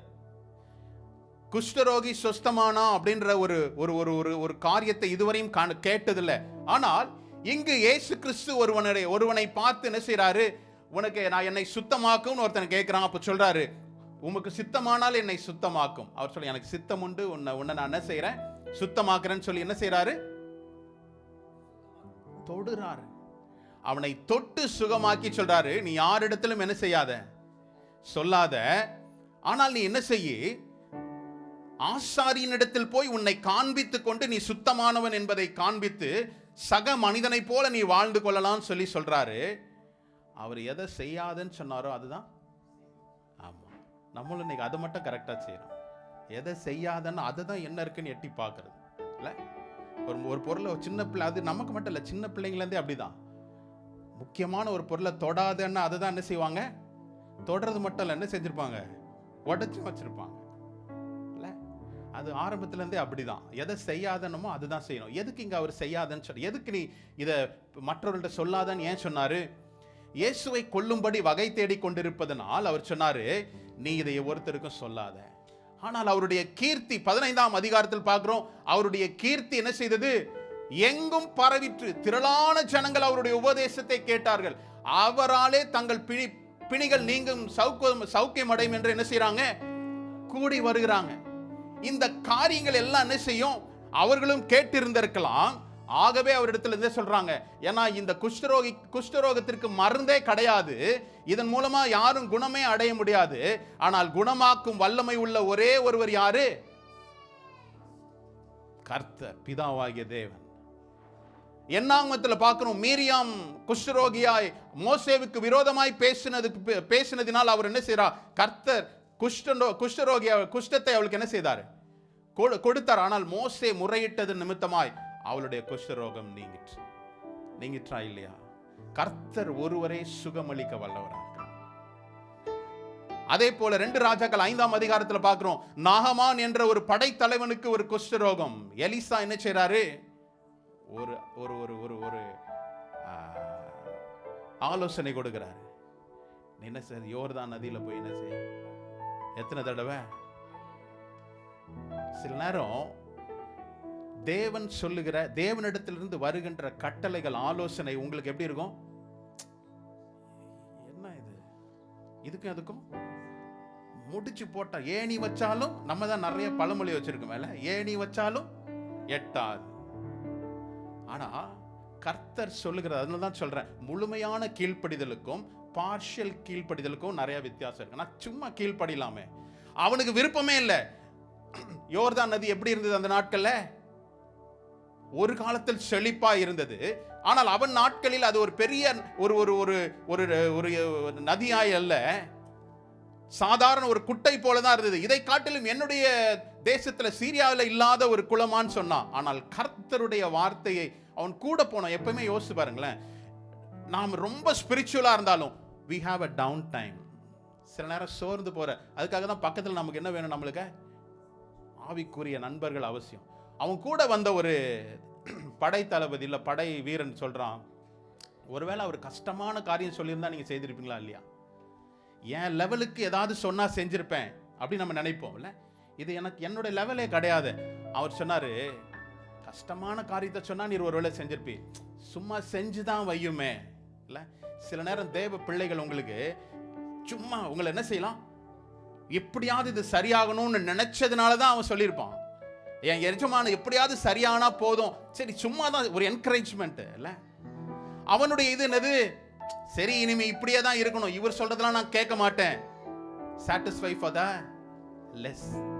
ஆனால் கூட இருந்த மனுஷனும் அவன் என்ன செய்தான், உந்தி தள்ளி லெட்ஸ் ட்ரை, ஒரு செஞ்சு தான் பார்ப்போமே. 7 முறை செய்தானா இல்லையா, முழுமையான கீழ்ப்படிதல் அதுதான். முழுமையான கீழ்ப்படிதல். ஒருவேளை 6 தடவை செஞ்சுட்டு அதே மாதிரி இருந்தவன சோர்ந்து போகாம என்ன செய்தான், 7வது முறையும் அவன் செய்தபடியினால் அவனுடைய குஷ்டம் நீங்கிற்று. இன்னைக்கு உங்களை பார்த்து சொல்றேன், கர்த்தர் சில நேரங்களுக்கு உங்களுக்கு உங்களுடைய பார்வையில இதெல்லாம் ஒரு சில்லியான காரியமா இருக்கலாம், இதெல்லாம் ஒரு காரியமா அப்படின்னு நினைக்கலாம். உங்களுடைய விசுவாசத்தை தான் அவர் பார்க்கிறாரு. யோர்தான் நதி ஒரு மருந்து பெட்டகம் அல்ல, அது ஒரு அங்க இருக்கிற தண்ணி அவனுக்கு ஆயின்மெண்ட் அல்ல. அவனுடைய விசுவாசம் தான் அவனை ரட்சித்தது, அவனுடைய விசுவாசம் தான் அவனை குணமாக்கியது. ஹல்லேலூயா. அப்போ கர்த்தர் சில நேரங்களில் சில காரியங்களை சில நபர் மூலமாய் கர்த்தர் என்ன செய்யறாரு, கொடுக்கிறாரு. அதே போல நம்ம மத்தேயு 26ஆம் அதிகாரத்தின் 6ஆம் வசனத்தை திருப்பிக் கொள்ளலாம். இயேசு பெத்தானியாவில் குஷ்டரோகியா இருந்த சீமோன் வீட்டில் இருக்கையில். போதும். அப்போ சீமோன், இந்த சீமோன் இல்ல, நம்மளுடைய சீமோன் பேதுரு அல்ல, வேற. ஒரே பேர்ல நிறைய பேர் இருந்தனால சில நேரங்கள் என்னத்த பேதுருன்னு நினைச்சுக்காதீங்க, அது வேற பேதுரு. அவன் குஷ்டரோகியா இருந்து யார் குணமாக்குனா, இயேசு குணமாக்கி அவனுடைய வீட்டில் ஒரு விருந்து ஆயத்தம் பண்றான். குஷ்டரோகிகளோடு கூட யாரும் சம்பந்தம் கலக்க மாட்டாங்க. ஆனா இங்கு சொல்லப்பட்டது என்னது, இயேசு பெத்தானியாவில் குஷ்டரோகியா இருந்த சீமோன் வீட்டில் இருக்கையில், அவர் வீட்டில் ஒரு ஃபீஸ்ட் நடக்குது. அங்குதான் என்ன செய்யறா, ஒரு பெண்மணி வரா, வெள்ளை பரணியை உடைத்து கர்த்தருடைய பாதத்தை முத்தம் செய்து அவருடைய கண்ணீரால் அவருடைய பாதத்தை என்ன செய்யறா, கழுவுறதை நம்ம பார்க்கிறோம். அப்போ இயேசுவும் குஷ்டரோகியை என்ன செய்திருக்கிறாரு, இதுக்கு முன்பதாக செய்த காரியம். அப்போ இந்த காரியங்கள் எல்லாம் கர்த்தர் என்ன செய்யறாரு, இதெல்லாம் செய்திருக்கிறார்ன்ற ஒரு எண்ணத்தில் அவர்கள் என்ன செய்யறாங்க, கர்த்தரிடத்தில் ஓடி வராங்க, இயேசுவினிடத்தில் ஓடி வந்து சொல்றாங்க, கர்த்தரால் செய்யக்கூடாத காரியம் இல்லை, இதுவரையும் மருந்து இல்லைன்னா கூட கர்த்தருடைய வார்த்தை என்ன செய்து குணமாக்குது அப்படின்றத அவர்கள் உணர்ந்தார். ஹல்லேலூயா. இந்த பயணம் எவ்வளவு, இந்த 17 லூக்கா 17:11 படிச்ச இந்த பயணம் கலிலேயாவுக்கும் சமாரியாவுக்கும் நடுவில் அவர் பயணிக்கிறது. இதுதான் கடைசி முறை, சிலுவை மரணத்திற்கு முன்பதாக அவர் பயணிக்கின்ற கடைசி பயணம். ஹல்லேலூயா. அந்த பயணத்தில் கூட அவர் அற்புதத்தை செய்கிறவராக இருக்கிறார். 13வது வசனத்துல நம்ம பார்த்தோம், அவர்கள் சத்தமிட்டு கர்த்தாவே இயேசுவே எங்களுக்கு இறங்கும், ஐயரே எங்களுக்கு இறங்கும் என்று சத்தமிட்டார்கள் என்று பார்க்கிறோம். அவர் சொன்ன காரியம் என்னது, அவர் என்ன சொல்யூஷன் கொடுத்தாரு, நீங்க போய் ஆசாரியரிடத்தில் உங்களை காண்பியுங்கள். அவர்களுடைய எதிர்பார்ப்பு என்னவா இருக்கும், இயேசு கிறிஸ்து என்ன செய்தாராம், இதுக்கு முன்னாடி ஒருத்தரை போய் பார்த்தாரு, அவர் சுத்தமாகும்படி எனக்கு உமக்கு சித்தமானால் சுத்தமாகும் சொன்னாரு, அவர் தன்னுடைய கரங்களை நீட்டி என்ன செய்தாரு, சுத்தமாக்குனாரு. ஆனால் இங்கு நமக்கு என்ன சொல்றாரு, நீங்க போங்கப்பா அவங்களுக்கு சரியாயிட்டீங்க. எப்படி இருக்கும் இல்ல? நான் சொல்றேன், ஒவ்வொருத்தருடைய வாழ்க்கையிலும் கர்த்தர் செய்கின்ற அதிசயம் ஒரே மாதிரி இருக்காது. அவருக்கு அப்படி நடந்தது, அது அவசியமே இல்லை. ஏன் தெரியுமா, உங்களையும் என்னையும் கர்த்தர் ஒரு ஒரு ஒரு ராஜாத்தி போல, ஒரு ராஜாவை போல தான் பார்க்கிறாரு. நாம் அநேக நேரம் அவருக்கு நடந்தது மாதிரி எனக்கு இல்லையே, உங்களுக்கு வேற ஸ்பெஷல் ஒன்று வச்சிருக்கிறாரு, ஆனா அதை பெற்றுக்கொள்ளணும்னா நான் அவருக்கு முழுமையாய் கீழ்ப்படியணும். இல்ல, நான் என்னுடைய வாழ்க்கையில் இது மட்டும் போதும், அப்படி இதிலே இருந்துக்கிறேன், அப்படி அல்ல. உங்களுடைய வாழ்க்கை, ஒவ்வொரு வாழ்க்கை தரத்தை கர்த்தர் உயர்த்தி கொண்டு போவதனுடைய நோக்கம் என்ன தெரியுமா, உங்கள் நிமித்தமாய், உங்கள் குடும்பத்தின் நிமித்தமாய் கர்த்தர் மகிமைப்படும்படியா. நம்ம என்ன செய்கிறோம், உயர நம்ம அவரை விட்டு என்ன செய்கிறோம், இப்படி போயிடுறோம், வெளியில போயிடுறோம். நம்மளை உயர்த்ததற்கு காரணம் என்ன தெரியுமா, உங்கள் நிமித்தமாய், என் நிமித்தமாய் கர்த்தருடைய நாமம் மகிமைப்படும்படியா. அப்போ இங்க நடந்த காரியம், நீ போய் அவர்களுக்கு என்ன செய்ய, அவர்களை பார்த்து நீங்கள் போய் ஆசாரியர்களுக்கு உங்களை காண்பியுங்கள் என்றார். அந்தபடி அவர்களும், it's a walk of faith, not by sight but by faith. அவர் சொன்ன உடனே அவங்களுக்கு என்ன செய்யல, சரியாகல. ஆனால் ஆசாரியரிடத்தில் போகும்போது என்ன செய்யுது, குணமடைகிறார்கள். என்னுடைய விசுவாச கிரியைகளை தொடங்கும் போதுதான் அற்புதம் நடக்குமே தவிர, நான் ஒரே இடத்துல உட்கார்ந்துட்டு கர்த்தர் எனக்கு செய்யணும் நீங்க ஜெபித்து உபவாசித்து ஒரே இடத்துல செயல்படாம இருந்தீங்கன்னா அந்த விசுவாசம் அங்கேயே தொங்கிட்டு தான் இருக்கும். கிரியைகளின் அடிப்படையில் அவர் பதில் அளிக்கிற தேவனா இருக்கிறார். என்னுடைய விசுவாசம் வெளிப்படுத்தப்படணும். இல்ல, நாம் ஒருவரை நேசிக்கிறோம்னா அவருக்கு விருப்பமானது என்ன செய்யறோம், வாங்கி கொடுக்குறோமா இல்லையா? என்ன பாஸ்டர் இப்படிலாம் சொல்லிட்டீங்க, போகும்போது கடைக்கு போகும்போதெல்லாம் கேட்பாங்களே, அப்படி இல்லை. சமீபத்தில் என்னோட பிள்ளைங்க வந்திருக்கும் போது கடைக்கு போகும்போது அவங்களுக்கு என்ன வாங்கி கொடுக்கலான்னு தான் நமக்கு தோணுது. உங்களுக்கும் அப்படிதான் தோணும் இல்லை? உங்களுடைய பிள்ளைகள் ஒரு சிறு பிள்ளைகளுடைய கடைக்கு போகும்போது இந்த ட்ரெஸ் என்னுடைய பிள்ளைக்கு சேருமா, இந்த ட்ரெஸ் என் பிள்ளைக்கு அழகா இருக்கும், யோசிப்பீங்களா இல்லையா? நீங்களாம் பசங்களை கண்ணை மூடி கொண்டு போயிருவீங்க போல இருக்க. அப்படி யோசிப்போம். நாம் நேசிப்பவர்களுக்கு நாம் செய்ய வேண்டிய காரியங்களை, கிரியைகளை என்ன செய்யறோம், வெளிப்படுத்துறோம். வெளிப்படுத்தப்படாத எந்த விசுவாசமும் ஒரு பலனை பெற்றுக் கொடுக்க முடியாது. பிரச்சனைகள் மத்தியில தான் விசுவாசம் என்பது என்னது, எனக்கு எல்லாம் நலமா நடக்கும்போது நான் விசுவாசத்தை நல்லா தான் வெளிப்படுத்துவேன். நல்லா சர்ச்சில் சீலிங்கை தொடர அளவுக்கு தான் குதிப்போம். ஆனால் பிரச்சனைகளின் மத்தியில், பாடுகளின் மத்தியில் எனக்கு ஒரு சேலஞ்ச் இருக்கு, எனக்கு ஒரு சூழ்நிலை கடினமா இருக்குது, அங்கதான் என்னுடைய விசுவாச கிரியை நான் என்ன செய்யணும், வெளிப்படுத்த. இங்கு சொல்லப்பட்ட காரியம், நீங்க போய் ஆசாரியர் இடத்துல போய் காண்பீங்க. அதுதான் உங்களுக்கு ஆன்சர் என்னது, நீங்க எக்ஸ்பெக்ட் பண்ண ஆன்சர் சில நேரம் வராம இருக்கலாம், ஆனா வார்த்தை வரும்.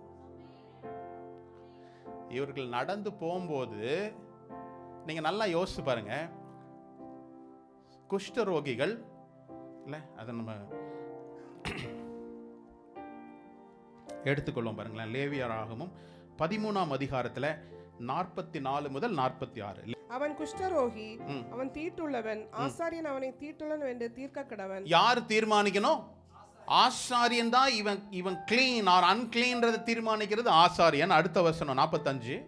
அந்த வியாதி உண்டாயிருக்கிற குஷ்டரோகி வஸ்திரம் கிழிந்தவனாயும் தன் தலையை மூடாதவனாய் இருந்து அவன் தன் தாடியை மூடிக்கொண்டு தீட்டு தீட்டு என்று சத்தமிட வேண்டும். அவன் ரோட்ல பயணிக்கிறான்னா, யாராவது ஒருத்தங்க எதிர்க்க வந்தாங்கன்னா இவன் சொல்லக்கூடிய காரியம் என்னது? ஐ எம் அன்கிளீன், நான் தீட்டுள்ளவன், தீட்டு தீட்டுன்னு சொல்லி அவன் என்ன செய்யணும்? ஒதுங்கி போகணும். 46.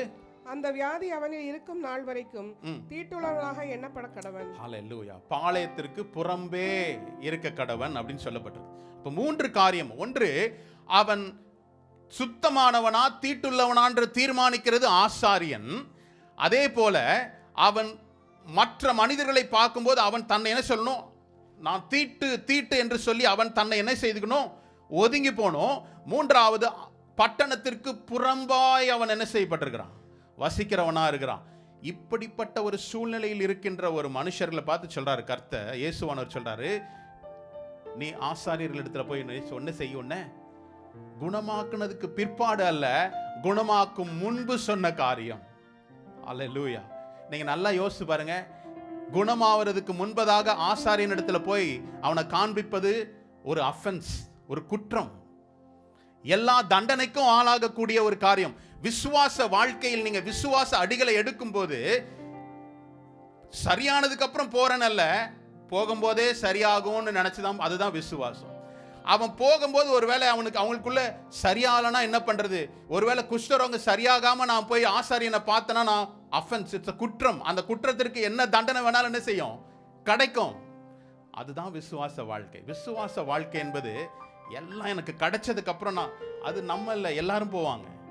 தேவனை அறியாதவங்க கூட நடந்ததுக்கு அப்புறமா நன்றி சொல்றதுக்கு எல்லாரும் போவாங்க. ஆனா இவன் என்ன செய்தான்? நடப்பதற்கு முன்பதாக ஒரு ஒரு ஒரு ஃபெய்த். கர்த்தர் சொல்றாரு அவனுடைய கர்த்தர் ஒரு விரிவாக்கத்திற்கு உங்களை கொண்டு போறாரு. ஆசீர்வதிக்கணும்னு நினைச்சாருன்னா செயல்படாம நம்ம என்ன செய்யக்கூடாது? நோகாம நொங்குன்னு நம்ம நினைக்கக்கூடாது. அது அப்படி கரெக்ட் தானே? இல்லை, நோண்டாமலாம் நோங்காமலான்னு சொல்லுவாங்கல்ல. நோகாம தான். கஷ்டமே இல்லாம நான் தேவனுடைய கரத்திலிருந்து பெற்றுக்கொள்வேன் அப்படின்றது கதைக்கு ஆகும், விசுவாச வாழ்க்கைக்கு ஆகாது. அப்போ இவங்க போகும்போதுதான் சரியாகும் நினைச்சு எதை நோக்கி போறாங்க? ஆசாரியனை பார்க்கும்படி போங்க. ஒருவேளை சரியாகலன்னா ஆசாரியனை பார்த்தது நிமித்தம் ஒரு பெரிய தண்டனை கிடைக்கும். ஆனா இவர்கள் என்ன செய்றாங்க? சொன்னது இயேசு, செய்ய போறது இயேசுவின் வார்த்தை. ஆகவே நான் நடக்கிறேன். எப்பொழுது கர்த்தருடைய வார்த்தைக்கும் கர்த்தருக்கும் முன்னுரிமை கொடுத்து உங்களுடைய செயல்பாடு நடக்குதோ, நீங்க செயல்படுகிற காரியங்கள் வாய்க்கும். சிம்பிள், அவ்வளவுதான். கர்த்தர் உங்களிடத்துல இருந்து பெருசாலாம் எதிர்பார்க்கறது இல்ல, சின்ன காரியத்தை தான். உங்களால் நம்மால எதை முடியுமோ அதுதான் அவர் என்ன செய்யறாரு? சொல்லுகிறார். என்னால எது முடியும், நான் அதை செய்யும் போது அவரால் எது முடியும் என்பதை காண்பிப்பதுதான் விசுவாசத்தின் பலனா இருக்குது. என்னுடைய காரியத்தை நான் செயல்படுத்தாம நான் கர்த்தரிடத்திலிருந்து ஒரு காரியத்தை பெற்றுக்கொள்வேனே என்றால் அது கனவு உலகத்துல தான் இருக்கும். இமேஜின் பண்ணிக்கிட்டே இருப்போம் நம்ம. அதனால தான் சொல்றேன், என்னுடைய ஆசை அல்ல, என்னுடைய வாஞ்சை அல்ல, என்னுடைய தீர்மானம் தான் நான் விரிவாக்கத்திற்கு நேராய் கொண்டு செல்வதற்கு கர்த்தர் என்ன செய்வாரு? நடத்தி செல்வார். அடுத்தது பாருங்களேன், மறுபடியும் நம்ம அந்த லூக்கா 17ஆம் அதிகாரத்துக்கு வந்துடலாமே. 14 வரையும் படிச்சோம்ல, 15ஆம் வசனம் படிக்கலாமே. 15. அவர்களில் ஒருவன் தான் ஆரோக்கியமானதை கண்டு திரும்பி வந்து உரத்த சத்தத்தோட தேவனை மகிமைப்படுத்தி அவருடைய பாதத்தருகே முகங்குப்புற விழுந்து அவருக்கு ஸ்தோத்திரம் செலுத்தினான். அவன் சமாரியனாய் இருந்தான். அல்லேலூயா. அவர்களில் ஒருவன் தான் ஆரோக்கியமானதை கண்டு. ஒருவன் தான் ஆரோக்கியம் அடைந்தானா? 10 பேர் அடைஞ்சிருக்கணும். எப்படி நான் சொல்றேன்? தேவனுடைய ஒரு வார்த்தை, அவர் சொன்ன வார்த்தை அவர் என்ன செய்ய மாட்டாரு? திரும்பி பெற்றுக்கொள்கிற தேவன் அல்ல. அவர் சொன்னார், நீ போங்க, உங்களை காண்பீங்க, நீங்க என்ன செய்வீங்க? சுகம் அடைவீங்க. அவ்வளவுதான். ஒருவன் தான் போகும் வழியிலே அவன் சுகம் பெற்றுக் கொள்வதை அவன் உணர்ந்து கொண்டான், அறிந்து கொண்டான். திரும்பி யார் இடத்துல வரான்? இயேசு என்ன சொன்னாரு? நீ போய் ஆசாரியன் இடத்துல காண்பிச்சு நீ என்ன செய்ய, நீ பாட்டுக்கேரு, அவ்வளவுதான். மற்றவர்கள்லாம் என்ன பண்ணிருப்பாங்க? 9 பேர் குணமான உடனே அவங்க போய் பார்க்க வேண்டிய நபர்கள் யார் யார் என்பது அவங்களுக்கு மைண்ட்ல வந்திருக்கும். அப்படிதானே? இல்ல, ப்ரிஃபரன்ஸ், மை சாய்ஸ். ஒருவேளை திருமணமாயிருந்தா என்னுடைய மனைவி பிள்ளைகளை நான் பார்க்கணும், என்னுடைய ஃப்ரெண்ட்ஸை பார்க்கணும், என்னுடைய ரிலேட்டிவ்ஸை பார்க்கணும், இன்னும் அநேக காரியங்களை பார்க்கலாம்னு யோசிச்சிருப்பாங்க. ஆனால் இந்த ஒரு மனிதனும் தான் குணமானதை அறிந்தபடியினால் அவன் என்ன செய்யறான்? யார்கிட்ட திரும்பி வரான்? இயேசுவினிடத்தில் வரான். ஒருவன் வந்தான். அதனாலதான் நான் சொன்ன ஆரம்பத்தில் 13ஆம் வசனத்தில் எங்களுக்கு இறங்கும் என்று சத்தமிட்டார்கள், ப்ளூரல். ஆனால் இங்கு பார்க்கிறோம் 15ல் திரும்ப வந்து உரத்த சத்தத்தோடு தேவனை மகிமைப்படுத்தி அவருடைய பாதத்தருகே முகங்குப்புற விழுந்து அவருக்கு ஸ்தோத்திரம் செலுத்தினான். அவன் சமாரியன். ஹல்லேலூயா. 10 பேர் போனாங்க, ஒருத்த மட்டும். எத்தனை பர்சன்டேஜ்? அப்போ இன்னைக்கு காலையில கூட ஒரு பர்சன்டேஜ்லாம் பார்த்தோம்ல. 10 பேர்ல 1 எத்தனை பர்சன்டேஜ்? கணக்கெல்லாம் கேட்காதீங்க பாஸ்டர், கேள்வி இல்லாம நீங்க பாட்டு நடத்திட்டு போய்கிட்டே இருங்க. நாங்க என்ன செய்யறோம்? 10% இல்லையே, 10%? 10க்கு 1 கரெக்ட் தான். அதுலயும் டவுட். திருப்பி கேட்டேன்னா ஒரு டவுட். ஆமா, சரியா சொன்னா கூட இது அப்படியா அப்படின்னா ஆமா நினைக்கிறேன் அப்படின்ற மாதிரி இருக்கு இல்ல. 10க்கு 1. 10 பேர் குணமடைந்தாங்க. ஒருத்தர் மாத்திரம் திருப்பி வந்து என்ன செய்யறான்? குணமளித்தவரை கிராட்டிடியூட். இன்னைக்கு நான் ஒன்று சொல்றேன், கர்த்தர் நமக்கு எத்தனையோ நன்மைகளை செய்திருக்கிறார், எண்ணி முடியாத நன்மைகளை செய்திருக்கிறார். How many of us go back to God and with a gratitude? நன்றி அறிதலோடு கூட, நன்றி உணர்வோடு கூட கர்த்தரிடத்துல எத்தனை தடவை நான் போய் அவருக்கு நன்றி செலுத்துறேன். ஒருவேளை இவனுடைய வாழ்க்கை ஒரு குஷ்டரோகி வாழ்க்கையே மாறி இருக்குன்னு நீங்க நினைக்கலாம். உங்களுடைய வாழ்க்கையில சிறு சிறு காரியங்கள், உங்க சின்ன குழந்தையிலிருந்து சின்ன வயதிலிருந்து கர்த்தர் உங்களுக்கு எத்தனை தயை செய்திருக்கிறார். உலக பிரகாரமான சிலர் நமக்கு ஒரு நன்மை செஞ்சுட்டா அவரை பார்க்கும் போதெல்லாம் நம்ம என்ன செய்யறோம்? சரி, இவர் எனக்கு நன்மை செஞ்சா ரொம்ப தேங்க்யூ பிரதர், தேங்க்யூ பிரதர். பார்க்கும் போதெல்லாம் அவரை நமக்கே ஒரு எம்பாரசிங்கா இருக்கும். என்னடா ஏன்டா இவருக்கு பண்ணுன்ற மாதிரி ஆயிரும் சில நேரம். ரொம்ப தேங்க்யூ பிரதர். உலகத்தரமான மக்களுக்கு நாம் எவ்வளவு ஒரு நன்றி உள்ளவர்களா இருக்கிறோம். ஆனால் எத்தனை நன்மை நமக்கு செய்த தேவன்ல எவ்வளவு பாராட்டி இருக்கிறார். அநேக நேரம் அந்த 9 நபர்களை போல என்னுடைய காரியங்களிலே நான் பிஸி ஆயிடுறேன். 9 பேரும், அவர்கள் 9 பேரும் சுகமானார்கள். அவர்கள் போய் முறைமையின்படி, மோசேவினுடைய பிரமாணத்தின்படி ஆசாரியரிடத்துல போய் காட்டிட்டு நான் சரியாயிட்டேன்னு சொல்லி அவர்கள் என்ன செய்தார்கள்? போன இடம் என்னவா இருக்கும்? அவர்களுடைய சொந்த வீடா இருக்கும், நண்பர்களா இருக்கும், குடும்பமா இருக்கும். ஆனால் ஒருவன் மாத்திரம் திரும்பி வந்து என்ன செய்தான்? இயேசுவினிடத்துல அவனுடைய நன்றியை தெரிவித்தான். எப்படி பண்ணானா? முதல்ல பேசும்போது 13ஆம் வசனத்துல சத்தமிட்டார்கள் அப்படின்னு இருக்கு. 15ஆம் வசனத்துல உரத்த சத்தத்தோடு தேவனை மகிமைப்படுத்தினான். அப்ப என்ன அர்த்தம்?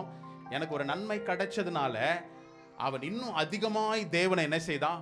உரத்த சத்தத்தோடு அவனுடைய முழு சத்தத்தை பயன்படுத்தி கர்த்தரை மகிமைப்படுத்தினான். முகங்குப்புற விழுந்து அவர் பாதத்தில் விழுந்து அவரை ஆராதித்தான், அவரை மகிமைப்படுத்தினான். அவன் யாரா இருந்தான்? சமாரியனா இருந்தான். He's a Samaritan. அவன் ஒரு சமாரியனா இருந்தான் என்று சொல்லி, ஹல்லேலூயா. குணமாக்கப்பட்டதோடு கூட he did not settle for less or satisfied in less. எனக்கு சுகம் தந்தாரு, எனக்கு வீடு வாசல் தந்தாரு, எனக்கு பலனை தந்தாரு, அதுலயே அவன் லகித்து போய் அப்படியே இல்லை. குணமானதை காட்டிலும் குணமாக்கியவரை நாடினான். எனக்கு யாரு சுகத்தை கொடுத்தாருன்னு அவன் என்ன செய்தான்? தேடி போனான். இன்னைக்கு நம்மளுடைய வாழ்க்கையில் அப்படிதான் அநேக காரியங்களை நம்ம பெற்றுக்கொள்கிறோம். ஆனா அதுக்கெல்லாம் கிராட்டிடியூடா இருக்குமா? நன்றி உணர்வோடு கூட கர்த்தரிடத்தில் நம்ம இருக்கிறோமா? எத்தனை முறை நம்ம நன்றி செலுத்திருக்கிறோம்? எத்தனை முறை கர்த்தரை உங்களுக்கு செய்த நன்மைகள் எல்லாம் நீங்க லிஸ்ட் அவுட் பண்ணி பாருங்க. இந்த 2025 அவர் செய்த நன்மைகள் எல்லாம் லிஸ்ட் அவுட் பண்ணி பார்த்து என்னைக்காவது அவருக்கு உட்காந்து நன்றி சொல்லியிருக்குமா? நம்ம உட்காந்தானே என்ன சொல்லும்? இன்னும் இது இல்லைன்றதே ஒரு 5 பக்கத்துக்கு எழுதிட்டு ஒரே பக்கத்தில் மட்டும் ஆமேன் போட்டுட்டு இல்லை. அவர் செய்த நன்மைகளை நினைச்சு பாருங்களேன். கிராட்டிடியூட் இருந்தது. நம்ம எத்தனை அதிகமாக என்னை வழி நடத்தி கொண்டு வந்திருக்கிறார் இல்லை. இந்த 10 பேர் போனாங்க, 10 பேருக்கும் சுகம் கிடைச்சது. ஆனால் ஒரு மனிதன் மாத்திரம் திரும்பி வந்து உரத்த சத்தத்தோடு கர்த்தரை மகிமைப்படுத்தி முகங்குப்புற விழுந்து அவர் என்ன செய்தானா, மகிமைப்படுத்தினான் அப்படின்னு சொல்லி. ஆனால் அவன் சமாரியன். சமாரியனை குறித்து என்ன சொன்ன? சமாரியர்கள் யாருன்னு சொன்ன? யூதர்களுக்கு அருவருப்பானவர்கள். கர்த்தர் அவர்களையும் என்ன செய்தாரு? நேசித்தார். பாருங்க, எடுத்துக்கொள்ளும் பாருங்க, யோவான் முதல் அதிகாரத்துல 11ஆம் வசனம். அவர் தமக்கு சொந்தமானதிலே வந்தார், அவருக்கு சொந்தமானவர்களோ அவரை ஏற்றுக்கொள்ளவில்லை. ஹல்லேலூயா. இயேசு தன்னுடைய ஜனத்திற்காக வந்தாலும் கூட அவருடைய ஜனங்கள் அவரை ஏற்றுக்கொள்ளாததுனால 12ஆம் வசனம் இப்படி சொல்லிருதுல, அவர் நாமத்து நிமித்தம் அவரை ஏற்றுக்கொள்ளுகிறவர்கள் எத்தனை பேர்களோ அத்தனை பேர்களுக்கும் அவருடைய புத்திரராகும்படி அவருக்கு என்ன செய்திருக்கிறாரு? அதிகாரம் தந்திருக்கிறார். இந்த காலை வேளையில சொல்றேன், புறஜாதியான உங்களையும் என்னையும் கர்த்தர் என்ன செய்திருக்கிறாரு? தேடி வந்திருக்கிறார். இந்த காலை வேளையில சொல்றேன், அவர் விரிவாக்கத்தின் ஆண்டுக்கு நேரம் நம்மளை கொண்டு செல்லிருக்கிறார். கர்த்தர் செய்த நன்மைகளை நாம் நினைத்து பார்த்து அவரிடத்தில் நன்றி செலுத்தும்படி நாம் கடந்து வருவோமே என்றால் உங்களையும் என்னையும் கர்த்தர் ஆசீர்வதிப்பது லேசான காரியம். பிசாசு தடுக்கவே முடியாது. உலகம் நம்மளை என்ன செய்ய முடியாது? நிறுத்தவே முடியாது. இன்னைக்கு உலகம் சொல்லுது ஒரு பெரிய கிரைசிஸ்குள்ளர போகுது, ஒரு பெரிய பண சிக்கலோடு கூட தான் இந்த உலகம் கடந்து போகுது. இதுதான் உலகம் சொல்லுகின்ற ஆலோசனை. ஆனா என் கர்த்தரோ பூமியும் அது நிறைகளும் அவருடையது தான். இந்த பூமி உலகமே அவருடையதான். அவர்கிட்ட கிரைசிஸ்ன்ற ஏதாவது இருக்குதா? ஆமா, கர்த்தரிடத்துல ஒரு நாளும் கிரைசிஸ்ன்ற வார்த்தையே கிடையாது இல்ல. அப்போ பாருங்களேன், அவள் நடந்து போகும்போது தான் ரெஸ்டரேஷன் நடக்குது. கர்த்தர் குணமாக்குறவர் மாத்திரமல்ல, he will restore your life. வேதம் சொல்கிறது, வியாதியஸ்தர்கள் மேல் உங்கள் கைகளை வைங்க. இங்கிலீஷ்ல அழகா சொல்லுது, stretch forth your hands to the sick and they shall heal and they shall recover ன்னு சொல்லுது. குணமாக்குறது மாத்திரமல்ல, ஆரோக்கியத்தை கொடுக்கிற தேவனா இருக்கு. ரிகவர். இவர்கள் போகின்ற அந்த விசுவாச அடியை எடுத்து வைக்கும் போதுதான் குணமாறத பார்க்கறாங்க. அவங்களுடைய ஒருவேளை குஷ்டரோகிகள் எல்லாம் இந்த நாட்களில் நம்ம நிறைய பேரை பார்க்கறதில்ல. அது இந்த பகுதிகளில் சான்ஸே கிடையாது. நாம் சிறு பிராயத்தில் இருக்கும்போது சில பேர் பார்த்துருப்போம். அவங்களுக்கெல்லாம் ஃபிங்கர்ஸ்லாம், எலும்புகள்லாம் அப்படி குறுகி இருக்கும். சில சாஃப்ட் போன் எல்லாம் என்ன செய்திருக்கும்? அப்படியே அரிச்சிருக்கும். அவர்கள் நடக்கும் போதே அவர்கள் பார்த்திருப்பாங்க, கால்கள் எல்லாம் விரல்கள் எல்லாம் என்ன செய்யுது? மறுபடியும் ரெஸ்டோர் பண்ற தேவனா இருக்கிறார். எப்போ தெரியுமா? அவர் சொன்ன அந்த வார்த்தை, நீங்கள் போய் ஆசாரியரிடத்தில் உங்களை காண்பியுங்கள் தான் சொன்னார். நீங்க குணமாவீங்க, நீங்க போகும்போது இப்படி ஆகும், நீங்க நடக்கும்போது இப்படி. இதெல்லாம் இந்த கதையெல்லாம் கத்தட்டல. அவர் சொன்ன வார்த்தைக்கு கீழ்ப்படிந்து நடந்து போகும்போது தான் என்ன செய்யுது? சுகமடைகிறாங்க. சுகமடைந்ததை கண்டு ஒரு மனிதன் மாத்திரம் திருப்பி வரான். மற்ற 9 பேரும் தன்னுடைய வேலையை பார்க்கறதுக்கு பிஸியா போயிட்டாங்க. இன்னைக்கு சொல்றேன், சமாரியன் அப்படின்னு சொல்லி பார்க்கிறோம். சமாரியனை குறித்து பார்க்கிறோம். சரி, அவன் ஏன் திரும்பி இயேசுவினிடத்தில் வந்தான் என்று சொல்லி நம்ம பார்க்கிறோம். இன்னைக்கு நமக்கு அது பிரயோஜனமா இருக்கும். பாருங்க, எபிரேயர் 4ஆம் அதிகாரத்தில் 14-15 வசனத்தை வாசிக்கலாமே. வானங்களின் வழியாய் பரலோகத்திற்கு போன தேவகுமாரனாகிய இயேசு என்னும் மகா பிரதான ஆசாரியர் நமக்கு இருக்கிறபடியினால் நாம் பண்ணின அறிக்கையை உறுதியாய் பற்றி கொண்டிருக்க கடவோம். அடுத்ததும், நம்முடைய பலவீனங்களை குறித்து பரிதபிக்க கூடாத பிரதான ஆசாரியர் நமக்கிராமல் எல்லா விதத்திலும் நம்மை போல் சோதிக்கப்பட்டும் பாவம் இல்லாதவராய் இருக்கிற பிரதான ஆசாரியரே நமக்கு இருக்கிறார். யாரை குறித்து சொல்லப்பட்டிருக்குது? இயேசுவானவர் நமக்கு ஆசாரியன் மாத்திரமல்ல, இங்கு சொல்லப்பட்டது 14வது வசனத்துல மகா பிரதான ஆசாரியர். இயேசுவை குறித்து சொல்லும்போது மகா பிரதான ஆசாரியர் நமக்கு உண்டு. அப்போ இந்த குஷ்டரோகி குணமான பிற்பாடு ஆசாரியர்களிடத்தில் போய் அவன் தன்னை காண்பித்து நான் சுத்தமானேன்னு சொல்லணும். ஆனால் இங்கு சொல்லப்பட்ட எபிரேயர்ல எழுதின ஆக்கியோன் எழுதியிருக்கிற காரியத்தின்படி அவன் இயேசு கிறிஸ்துவை என்ன எழுதியிருக்கிறார்? மகா பிரதான ஆசாரியர். இன்னைக்கு உங்களுக்கு உனக்கு யார் இருக்குது? உங்க சத்தம் ரொம்ப கோல்டா இருக்கு. மகா பெரிய, எனக்கு எந்த ஒரு காரியம்னாலும் நான் தேவனிடத்தில் போகும்போது என்னை அவர் என்ன செய்யறாரு? சுத்திகரித்து குணமாக்குகிறவர் மாத்திரமல்ல, என்னை ஆரோக்கியத்திற்கு நேராய் நடத்துகிறவரா இருக்கிறார். ஹல்லேலூயா. அதனால தான் சொல்றேன், don't settle for your healing, don't satisfy for your healing, go for the health. குணமாக்கிட்டாருன்னு அவங்க எல்லாம் மற்ற 9 பேரும் போனாலும் ஒரே ஒரு மனிதன் மறுபடியும் திரும்பி வருகிறான்.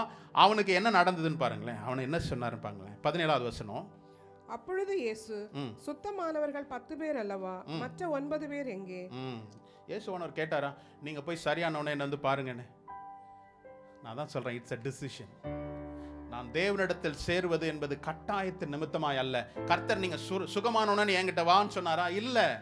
ஆனால் அவர் என்ன கேட்கிறாரு, சுத்தமானவர்களோ 10 பேரு, ஆனா நீ மட்டும் தானே வந்திருக்கிற. உங்களுக்கு ஒரு ஆசீர்வாதத்தை கொடுத்த தேவன் என்ன தெரியுமா எதிர்பார்க்கிறாரு? என் மகன் என் மகள் என்னிடத்தில் வருவாள். நம்ம ஆசீர்வாதத்தை மட்டும் வாங்கிக்கிட்டு அந்த பக்கம் போயிடுறோம்ல, கொல்ல பக்கமா ஓடிடுறோம். அவர் காத்துட்டு இருக்கிறார். என் மகன் என் மகள் என்னுடைய வார்த்தைகளை கேட்டு விசுவாசித்து பெற்றுக்கொண்ட நற்காரியங்களை என்னிடத்தில் மறுபடியும் வந்து சொல்லணும்னு அவர் எதிர்பார்க்கிறார் இல்ல. அவர் சொல்றாரு, அடுத்த வசனத்தையும் படிக்கலாமே. தேவனை மகிமைப்படுத்துகிறதற்கு இந்த அந்நியனே ஒழிய மற்றொருவனும் திரும்பி வர காணோமே என்று சொல்லி அவனை நோக்கி, நீ எழுந்து போ, உன் விசுவாசம் உன்னை ரட்சித்தது என்றார். ஹல்லேலூயா. நீ எழுந்து போ, உன் விசுவாசம் உன்னை ரட்சித்தது. இந்த வார்த்தையினோட அர்த்தம் என்ன தெரியுமா? மற்றவர்கள்லாம் சரீர பிரகாரமான சுகத்தை பெற்றுக்கொண்டார்கள், இவன் ஆத்துமாவில் தன்னுடைய சுகத்தை பெற்றுக்கொண்டான். Your faith made you well. Your faith made you well அப்படின்றது சொல்லப்படுது. உன்னுடைய நீ எழுந்து போ, உன் விசுவாசம் உன்னை. விசுவாசம் தான் என்னுடைய வாழ்க்கையில் குணமாக்குவதற்கும் ஆரோக்கியம் அடைவதற்கும் ரட்சிப்புக்கு. இவனுக்கு எக்ஸ்ட்ரா கிடைச்ச காரியம் என்னது? இவனுக்கு சுகம் மாத்திரமல்ல, குணமாக்குனது மாத்திரமல்ல, இவனுக்கு ரட்சிப்பையும் பெற்றுக்கொண்டான். எப்போ? திரும்பி இயேசுவின் இடத்துல போகும்போதுதான். உங்களுடைய வாழ்க்கையில என்ன காரியம் நடந்தாலும் நான் போய் சந்தோஷமாய் பகிரக்கூடிய ஒரே நபர் யாரா இருக்கணும்? நம்ம இப்படி செய்யறோமா? நமக்கு பிடிச்ச நபர்கள், இந்த பூமியில் இருக்கிற நபர்கள் போய் சொல்லலாம். அதுக்காக நீங்க உங்க வீட்டில் ப்ரமோஷன் ஆனோன்னு ஒய்ஃபுக்கிட்டே சொல்லக்கூடாதுன்ட்டார் பாஸ்டர். முதல்ல எங்க போனோம்? அப்புறம் அந்த அடிக்கு நான் பொறுப்பு இல்லை, வீட்டில் சொல்லுங்க. ஆனா அப்படியே அந்த ஆசீர்வாதத்தை கொண்டு உலகத்திற்கு நேராய் அல்ல, கர்த்தருக்கு நேராய் திரும்பும் போது தான் அவர் சொல்றாரு, he will add more. நான் தேவனிடத்துல வரும்போதெல்லாம் he will add more. அவர் எனக்கு இன்னும் அதிகமாய் செய்கிற தேவனா இருக்கிறார். ரட்சிப்பை கொடுக்கிறேன் அப்படின்னு சொல்லி இருக்கிறார்ல, அவர் ரட்சிப்பை கொடுக்கிற தேவனா இருக்கிறார். பாருங்க, 10 பேரு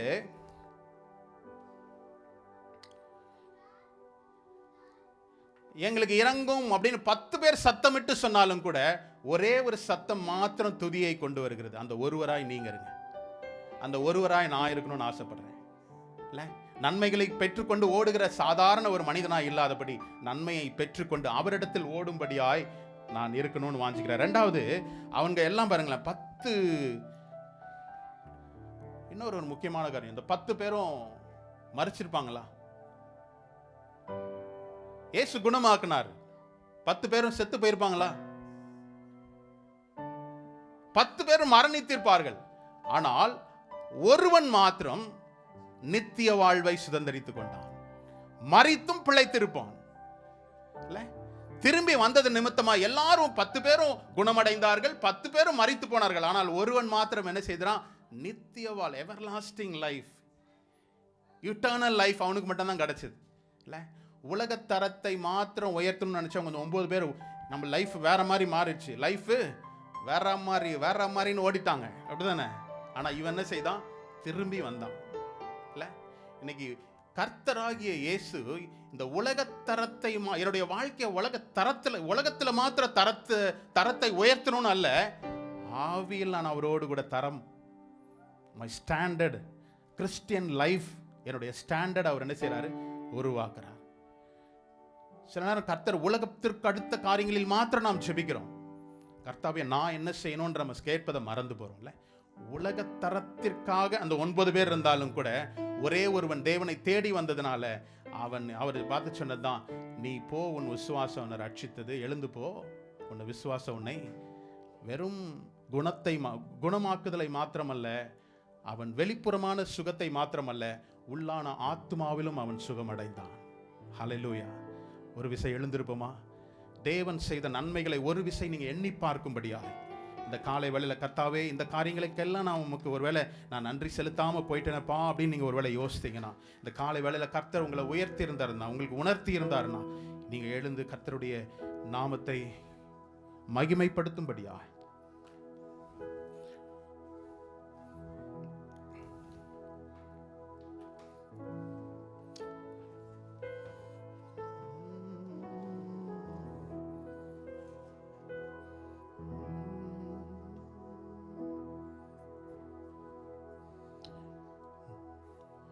வாய்களை அடக்கிக் கொள்ள வேண்டாம். கர்த்தர் உங்களுக்கு செய்த நன்மைகளை நீங்க நினைச்சு பாருங்க. கர்த்தாவே, எத்தனை வருடங்களாய், எத்தனை நாட்களாய், எத்தனையோ சம்பவங்களிலிருந்து என்னை காத்தீரே, ஸ்தோத்திரிக்கிறேன்னு சொல்லி நான் உங்களுக்கு இந்த இடத்துலலாம் இந்த காரியங்களுக்காக நான் நன்றி செலுத்தலையேன்னு ஒருவேளை உங்களுக்கு உணர்வு வந்திருந்தனா, கர்த்தர் உணர்த்தி இருந்தார்னா அவரிடத்தில் சரி கர்த்தாவே நன்றி, கர்த்தாவே தேங்க்யூ ஜீசஸ்ன்னு சொல்லி. வனாந்திரமே வாழ்க்கையானாலும் கர்த்தரின் பக்கம் உண்டு. வனாந்திரமே வாழ்க்கையானாலும் கர்த்தரின் பக்கம் உண்டு. வேண்டியதை அவர் பார்த்து கொள்வார், நம்பி நான் முன் செல்லுவே. வேண்டியதை அவர் பார்த்து கொள்வார், நம்பி நான் முன் செல்லுவே. இயேசுவை நம்புவே, நாளெல்லாம் நான் பின்பற்றுவே. என்னை அவரிடம் ஒப்படைத்தே, வெட்கப்பட்டு போக மாட்டே. இயேசுவை நம்புவே, நாளெல்லாம் நான் பின்பற்றுவே. என்னை அவரிடம் ஒப்படைத்தே, வெட்கப்பட்டு போக மாட்டே. வெட்கப்பட்டு போக மாட்டே. கர்த்தருடைய வார்த்தையை நம்பி நீங்க செய்யக்கூடிய ஒவ்வொரு காரியங்களும் உலகத்தாருக்கு வேணா இது ஒரு பைத்தியமா தோணலாம், இதெல்லாம் சரி வருமானு நினைக்கலாம். ஆனால் கர்த்தருடைய வார்த்தை அதை செயல்படுத்தும். அவருடைய வார்த்தைக்கு கட்டுப்பட்டு கீழ்ப்படிந்து நடக்கும் போது மாத்திரம் கர்த்தருடைய காரியம் வாய்க்கும் என்பதை இந்த காலை வேளையில உணர்த்தியதுக்காய் ஸ்தோத்திரம் கர்த்தாவே.